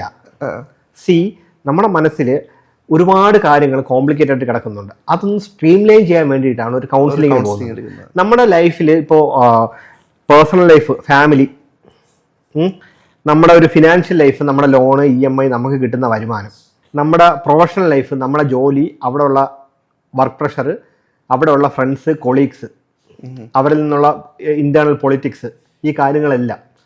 പിന്നെ നമ്മുടെ സോഷ്യൽ ലൈഫ്, നമ്മളെ സൊസൈറ്റി എങ്ങനെ കാണുന്നു, ഞാൻ സൊസൈറ്റിയിൽ എങ്ങനെ ജീവിക്കുന്നു എന്നുള്ളത്. കുടുംബത്തിൽ തന്നെ ഒരു മകനായിരിക്കാം, ഒരു മകളായിരിക്കാം, ഒരു ഭർത്താവായിരിക്കാം, ഒരു ഭാര്യയായിരിക്കാം, ഒരു മകൻ അല്ലെങ്കിൽ ഒരു കുഞ്ഞിൻ്റെ അച്ഛനായിരിക്കാം, അല്ലെങ്കിൽ ഒരു കുഞ്ഞിൻ്റെ അമ്മയായിരിക്കാം. അങ്ങനെ പല റോളിലും വർക്ക് ചെയ്യുന്ന ഒരാളാണ് ഞാൻ എന്നുള്ള വ്യക്തി, അല്ലെങ്കിൽ നിങ്ങൾ ഓരോരുത്തരും. അപ്പോൾ അവിടെയൊക്കെ പ്രശ്നങ്ങളുണ്ടായിരിക്കും. ഇതെല്ലാം ബാലൻസ് ചെയ്ത് കൊണ്ടുപോകാനായിട്ട് ഏതെങ്കിലും സാഹചര്യത്തിൽ പറ്റിയില്ല എന്നുണ്ടെങ്കിൽ നമ്മുടെ ലൈഫ്, നമുക്കൊരു പ്രശ്നമുണ്ട്, നമ്മൾ അതിൽ തന്നെ ഫോക്കസ് ചെയ്തിരിക്കും തോറും നമ്മുടെ മെന്റൽ ഹെൽത്ത് ഡൗൺ ആയിക്കൊണ്ടേയിരിക്കും. നമ്മൾ അവിടെ സന്തോഷം കണ്ടെത്താനുള്ള, അല്ലെങ്കിൽ നമ്മൾ തെറാപ്പി എടുത്തു കഴിഞ്ഞാൽ ഒരു പക്ഷേ ഈ കാര്യങ്ങൾ നമുക്ക് ആരെടുത്ത് ഇപ്പോഴത്തെ സമൂഹത്തിലെ പ്രശ്നം എന്ന് വെച്ച് കഴിഞ്ഞാൽ ഒരാൾക്കും ഒരു നല്ല സുഹൃത്തില്ല, നമ്മുടെ ലൈഫിലൊക്കെ ദ യെല്ലോ പേഴ്സൺ എന്നൊരു വേർഡ് കേട്ടിട്ടുണ്ടോ? എന്ന് വെച്ചാൽ എന്തും ഓപ്പണായിട്ട് തുറന്ന് പറയാൻ പറ്റുന്ന, നമ്മുടെ പ്രശ്നങ്ങൾ കേട്ടിരിക്കാൻ തയ്യാറായിട്ടുള്ള ഒരു വ്യക്തി താങ്കളുടെ ലൈഫിൽ ഉണ്ടോ എന്ന് ചോദിച്ചു കഴിഞ്ഞാൽ താങ്കളൊന്ന് ആലോചിക്കുക. അങ്ങനെ ഒരാൾ എൻ്റെ ലൈഫിലുണ്ടോ? ഞാൻ ആലോചിച്ചോണ്ടിരുന്നു. എൻ്റെ ലൈഫിൽ എനിക്കൊരു പ്രശ്നമുണ്ട്. അതിപ്പോൾ എന്ത് പ്രശ്നമായിക്കോട്ടെ, ഫിനാൻഷ്യൽ പ്രശ്നമാണെങ്കിലും ഫാമിലി ഇഷ്യൂ ആണെങ്കിലും എൻ്റെ ജോലി സ്ഥലത്തുള്ള പ്രശ്നമാണെങ്കിലും എൻ്റെ സമൂഹത്തിൽ എൻ്റെ ഒരു പ്രശ്നമാണെങ്കിലും എന്ത് പ്രശ്നം ഉണ്ടെങ്കിലും ഓപ്പണായിട്ട് സംസാരിക്കാൻ പറ്റുന്ന ഒരു യെല്ലോ പേഴ്സൺ എല്ലാവരുടെയും ലൈഫിൽ ഉണ്ടാവണം. അതിപ്പോൾ നമ്മളെ കുടുംബത്തിൽ ചിലപ്പോൾ നമ്മുടെ പാരൻസ് ആയിരിക്കാം, നമ്മളെ ജഡ്ജ് ചെയ്യാത്ത ഒരാളായിരിക്കണം. നമ്മൾ അങ്ങനെയാണ്, അവൻ ഇങ്ങനെയാണെന്ന് ജഡ്ജ് ചെയ്യാത്ത ഒരാളായിരിക്കണം. നമുക്കൊരു പ്രശ്നം ഉണ്ടെങ്കിൽ നമ്മൾ ഓപ്പണായിട്ട് ഒരാളടുത്ത് സംസാരിച്ച് കുറേ നേരം അയാളോടൊപ്പം സ്പെൻഡ് ചെയ്ത് കഴിഞ്ഞാൽ ആ പ്രശ്നത്തിൻ്റെ ഒരു സൊല്യൂഷൻ കിട്ടിയില്ലെങ്കിലും അറ്റ്ലീസ്റ്റ് ആ പ്രശ്നത്തിൻ്റെ ഒരു റിലീഫ് കിട്ടും, ഒരു സമാധാനം കിട്ടും. എന്നെ വിളിക്കുന്ന ഒരുപാട് പേരുണ്ട്, സ്ട്രേഞ്ചേഴ്സ് ആയിട്ട്. എനിക്കറിയത്തില്ല, എൻ്റെ സോഷ്യൽ മീഡിയയുടെ പോസ്റ്റൊക്കെ കണ്ടിട്ട് വിളിക്കുന്ന ഒരുപാട് പ്രശ്നങ്ങൾ പറയുന്ന ഒത്തിരി ആളുകളുണ്ട്. അത് മെയിലുണ്ട്, ഫീമെയിലുണ്ട്, പല ഏജ് കാറ്റഗറിയിലുണ്ട്. എന്നെക്കാളും എൽഡറായിട്ടുള്ള ആളുകളുണ്ട്, എന്നെക്കാളും യങ്ങറായിട്ടുള്ള ആളുകളുണ്ട്, റിട്ടയർമെൻറ്റ് ലൈഫ് ആസ്വദിക്കുന്ന ആളുകളുണ്ട്. അവരുടെ ലൈഫിലൊക്കെ പ്രശ്നങ്ങളുണ്ട്. പക്ഷെ അവരെന്നെ വിളിക്കുമ്പോൾ ഒന്നുകിൽ ഞാനൊരു സമയം പറയും, അതല്ലെങ്കിൽ ഞാൻ ഫ്രീ ആണെങ്കിൽ ഞാൻ കേൾക്കുക എന്നുള്ളത്, കേൾക്കാൻ ഒരാളുണ്ടാവും എന്ന് വെച്ചാൽ വലിയൊരു കാര്യം തന്നെയാണ്. കേൾക്കുക എന്ന് വെച്ചാൽ ചിലപ്പം അരമണിക്കൂറോ 1 മണിക്കൂറോ കംപ്ലീറ്റ് നമ്മൾ കേൾക്കേണ്ടി വരും. ചിലപ്പോൾ തെറാപ്പിക്കൊക്കെ ആരെങ്കിലും വന്നു കഴിഞ്ഞാൽ ചിലപ്പോൾ ഒരു ദിവസം മുഴുവൻ നമ്മൾ അവരെ കേട്ടിരിക്കണം. അവരുടെ ചൈൽഡ്ഹുഡിലുള്ള ഇഷ്യൂസ് മുതൽ എല്ലാം കേട്ടിരുന്ന് അത് മനസ്സിലാക്കി നമ്മൾ അവിടെ നിന്ന് ഇനി അവരുടെ മുന്നോട്ടുള്ള ജീവിതത്തിന് എന്തെങ്കിലും പോസിറ്റീവായിട്ടുള്ള കാര്യങ്ങൾ നമ്മളെ കൊണ്ട് ചെയ്തു കൊടുക്കാൻ പറ്റിയ അത് വലിയൊരു കാര്യമാണ്. ഇതൊരു തെറാപ്പി എടുക്കുന്നത് കൊണ്ട് ഒരിക്കലും ഒരു മാനസിക രോഗിയാവുന്നില്ല. എല്ലാവർക്കും എന്തെങ്കിലുമൊക്കെ പ്രശ്നങ്ങളുണ്ട്. ഒരു രീതിയിൽ അല്ലെങ്കിൽ മറ്റൊരു രീതിയിൽ പ്രശ്നങ്ങൾ അനുഭവിക്കുന്നവർ തന്നെയാണ് നമ്മുടെ സമൂഹത്തിലുള്ള 99% ആളുകൾ. ഇവരാരും ഒരു തെറാപ്പിക്ക് പോകാനായിട്ടോ അതല്ലെങ്കിൽ ഒരു റൈറ്റ് ടൈമിൽ ഏതെങ്കിലും ഒരു നല്ലൊരു കൗൺസിലിംഗ് എടുക്കാനോ ഇവർ തയ്യാറാവുന്നില്ല. ഫാമിലിക്കിടയിലുള്ള ഇഷ്യൂസ് കൗൺസിലിംഗ് ചിലപ്പോൾ തീരുന്നതായിരിക്കാം. അല്ലെങ്കിൽ ഈ വർക്ക് ലൈഫ് ബാലൻസ്. ഇപ്പം ഞാൻ കോർപ്പറേറ്റ് കമ്പനികളിൽ ട്രെയിനിങ് നടത്തുന്നുണ്ട്. അവിടുത്തെ പ്രശ്നം എന്ന് വെച്ചാൽ എംപ്ലോയീസ് പ്രൊഡക്റ്റീവ് അല്ല. എംപ്ലോയീസിന് എങ്ങനെ പ്രൊഡക്റ്റീവ് ആവാൻ പറ്റും? അവൻ്റെ വീട്ടിൽ ഇത്രയും പ്രശ്നങ്ങളുണ്ട്, അവൻ്റെ ഫാമിലിയിൽ ഇത്രയും പ്രശ്നങ്ങളുണ്ട്. അങ്ങനെ ഇരിക്കുന്നവൻ ഈ സിസ്റ്റത്തിന്റെ ഫ്രണ്ടിൽ ഇരുന്ന് വർക്ക് ചെയ്ത് കഴിഞ്ഞാൽ അവന് അതിൽ കോൺസെൻട്രേറ്റ് ചെയ്യാൻ പറ്റില്ല. 8 മണിക്കൂർ ചെയ്യേണ്ട ജോലി 4 മണിക്കൂർ അവൻ ഫാമിലിയെ കുറിച്ച് ആലോചിച്ചുകൊണ്ടിരിക്കുന്നത്, അവിടുത്തെ പ്രശ്നങ്ങളാണ് ആലോചിച്ചുകൊണ്ടിരിക്കുന്നത്. അങ്ങനെ ഇരിക്കുമ്പോൾ ഈ 4 മണിക്കൂർ കൊണ്ട് ബാക്കി 4 മണിക്കൂർ കൊണ്ട് 8 മണിക്കൂറിന്റെ ജോലി ഒരിക്കലും തീർക്കാൻ അവന് പറ്റത്തില്ല, പ്രൊഡക്റ്റീവ് ആവത്തില്ല എംപ്ലോയീസ്. അതൊന്ന് ബാലൻസ് ചെയ്യാൻ വേണ്ടിയിട്ട് ഞങ്ങൾ പല കോർപ്പറേറ്റ് കമ്പനികളിലും വിളിക്കുന്നിടത്ത് ഞങ്ങൾ പോയി ചെയ്യാറുണ്ട്. ഈവൻ തമിഴ്നാട് ഇടയ്ക്ക് ഞാൻ പോയിട്ടുണ്ടായിരുന്നു, തമിഴ്നാട് ഇടയ്ക്ക് ചെയ്തിട്ടുണ്ടായിരുന്നു. ഇത്തരം അവയർനെസ്സുകൾക്ക് നമ്മുടെ ഗവൺമെന്റും ഒക്കെ സപ്പോർട്ട് തരുന്നുണ്ടോ? ടു ബി ഫ്രാങ്ക്, നമുക്ക് ഇതുവരെയായിട്ട് ഗവൺമെന്റ് ഭാഗത്ത് നിന്ന് ഇങ്ങനൊരു ഇനിഷ്യേറ്റീവ് പല സ്കീമുകളും ഉണ്ട്. ഇപ്പം കുട്ടികൾക്ക് ചിരി എന്ന് പറഞ്ഞിട്ട് കേരള പോലീസിന്റെ അവർക്ക് എന്തെങ്കിലും പ്രശ്നങ്ങളുണ്ടെങ്കിൽ കുട്ടികൾക്ക് വിളിച്ച് ഒരു കോൾ സെന്ററിൽ സംസാരിക്കാനുള്ള ഇതുണ്ട്. എത്ര കുട്ടികൾക്ക് അത് അറിയാം? എത്ര കുട്ടികൾ അത് ചെയ്യുന്നുണ്ട്? ഹെൽത്ത് ഡിപ്പാർട്ട്മെന്റ് ദിശയുണ്ട്. ടെലിമെഡിക്കൽ കൗൺസിലിങ്ങിനും ഹെൽപ്പ് ലൈനിനുമായിട്ട് 1056 അല്ലെങ്കിൽ 104 എന്നുള്ള നമ്പറാണ്. ഇതും പലർക്കും അറിയത്തില്ല. ഇത് ശരിക്കും പറഞ്ഞാൽ എന്തെങ്കിലും ഒരു പ്രശ്നം ഉണ്ടാണെങ്കിൽ നമ്മൾ ഈ തേർഡ് പാർട്ടീസിനെ ഡിപ്പെൻഡ് ചെയ്യുന്നതിന് പകരം ഈ യെല്ലോ പേഴ്സൺ എന്ന് പറഞ്ഞത് നമ്മളെ ജഡ്ജ് ചെയ്യാതെ നമ്മളെ മനസ്സിലാക്കി നമ്മുടെ പ്രശ്നങ്ങൾ മനസ്സിലാക്കുന്ന നമ്മുടെ ഫാമിലി മെമ്പർ ആവാം, ചിലപ്പോൾ ബ്രദേഴ്സ് ആയിരിക്കാം, സിബ്ലിങ്സ് ആയിരിക്കാം. അത് ഫാമിലിയിലെ മെമ്പർ എന്ന് പറയുമ്പോൾ ഒന്നുകിൽ പാരൻസ് ആയിരിക്കാം, അല്ലെങ്കിൽ സിബ്ലിങ്സ് ആയിരിക്കാം, അല്ലെങ്കിൽ ഒരു ഫ്രണ്ട് ആയിരിക്കാം, അല്ലെങ്കിൽ കസിൻസോ റിലേറ്റീവ്സോ വേറെ ആരെങ്കിലും ആയിരിക്കാം. അതല്ലെങ്കിൽ ചിലപ്പോൾ ഒരു സോഷ്യൽ മീഡിയ ഫ്രണ്ട് ആയിരിക്കാം, കൊളീഗ് ആയിരിക്കാം. പക്ഷേ ഞാൻ പറഞ്ഞതുപോലെ നമ്മളെ ജഡ്ജ് ചെയ്യാതെ നമ്മുടെ പ്രശ്നങ്ങൾ മനസ്സിലാക്കാൻ കഴിവുള്ള ഒരു വ്യക്തി ആയിരിക്കണം.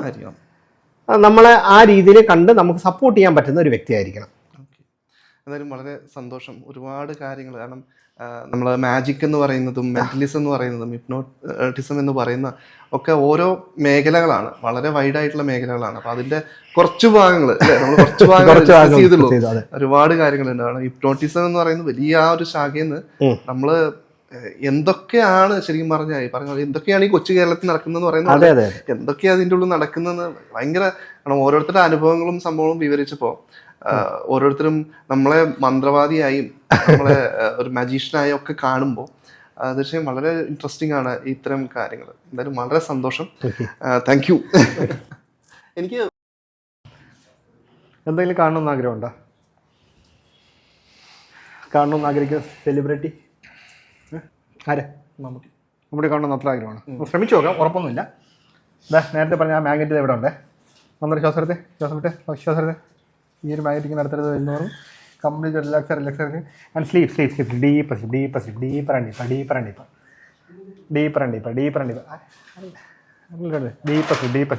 റിലാക്സേഷൻ ആഴങ്ങളിലേക്ക് താങ്കൾ വെക്കൊണ്ടിരിക്കുകയാണ്. റിലാക്സേഷൻ്റെ പൂർണ്ണതയിലേക്ക് താങ്കൾ വെക്കൊണ്ടിരിക്കുകയാണ്. 10 മുതൽ 1 വരെ കൗണ്ട് ചെയ്യുമ്പോഴത്തേക്ക് ഇപ്പോൾ അതിനേക്കാളും 10 ലക്ഷം മടങ്ങ് ഡീപ്പർ സ്ലീപ്പിലേക്ക് താങ്കൾ വന്നുകൊണ്ടിരിക്കും. 10, 9, 8, 7, 6, 5, 4, 3, 2, 1 ഡീപ്പർ സ്ലീപ്പ്.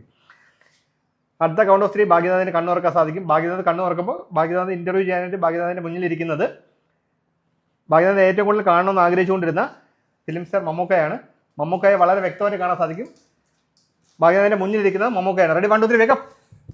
ആരെ അവൻ കണ്ടിട്ട് ഇങ്ങനെ ഇരിക്കുന്നേ കണ്ടിട്ട്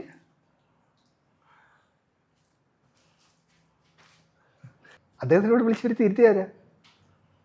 നിങ്ങളല്ലേ? ചോദിക്കുന്നെങ്കിലും വരുന്നില്ല. മമ്മൂക്കയുടെ കോസ്റ്റ്യൂംസ് എന്ന് പറഞ്ഞേ. ടീഷർട്ടാണ്, പാൻറ്. എന്തെങ്കിലും ചോദിക്കും. ചോദിക്കാൻ പറ്റില്ല. എന്തെങ്കിലും സാറ് ചോദിച്ചോ? എന്തെങ്കിലും നമുക്ക് എന്തെങ്കിലും ചോദിക്കണ്ടോ അരുണിനോട്? സുഖം സുഖം.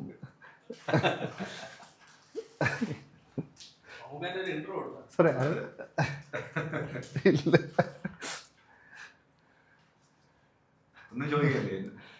എന്നോടൊന്നും ചോദിക്കില്ല.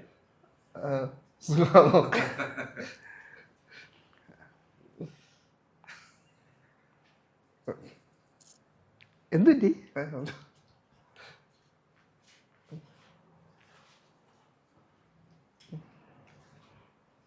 ഷൂട്ട് ചെയ്യുന്നുണ്ടല്ലോ അല്ലേ? ഷൂട്ട് ചെയ്ത് കാണണോ പിന്നീട്? മമ്മൂക്കായിട്ട് ഷൂട്ട് ചെയ്യുന്നത് കാണിച്ചെടുക്കണം കേട്ടോ. സെൽഫി എടുക്കണോ? വേണ്ട. ക്യാമറ എടുക്കുന്നുണ്ട് വേണ്ടേ? അതിലുണ്ടല്ലേ? ആ പിന്നെ വേറെ എന്തെങ്കിലും ചോദിക്കും. അദ്ദേഹത്തിന് ഇവിടെ പിടിച്ചിരുത്തിയിട്ട് ഒന്നും ചോദിക്കാൻ പറ്റുന്നില്ല. അല്ല, ഈ നമ്മുടെ ചാനലിനൊന്ന് പ്രൊമോട്ട് ചെയ്യുന്ന രീതിയിൽ എന്തെങ്കിലും ചെയ്യാനായിട്ടൊന്നും. അതെ, ചാനലിനെ കുറിച്ച് പറഞ്ഞോ. ഞങ്ങളുടെ ചാനൽ ടൗൺ ഹൗസ് പുതുതായിട്ട് ഉള്ള ഒരു പോഡ്കാസ്റ്റാണ്. അപ്പോൾ ഒരുപാട് സന്തോഷം വന്നതിൽ. സംസാരിക്കാനൊന്നും പറ്റുന്നില്ല. എന്താ പറയുക, ഒന്നും സംസാരിക്കാൻ പറ്റുന്നില്ല. ഇവിടെയൊക്കെ വേദനിച്ച് തുടങ്ങി ചിരിച്ചിട്ട്.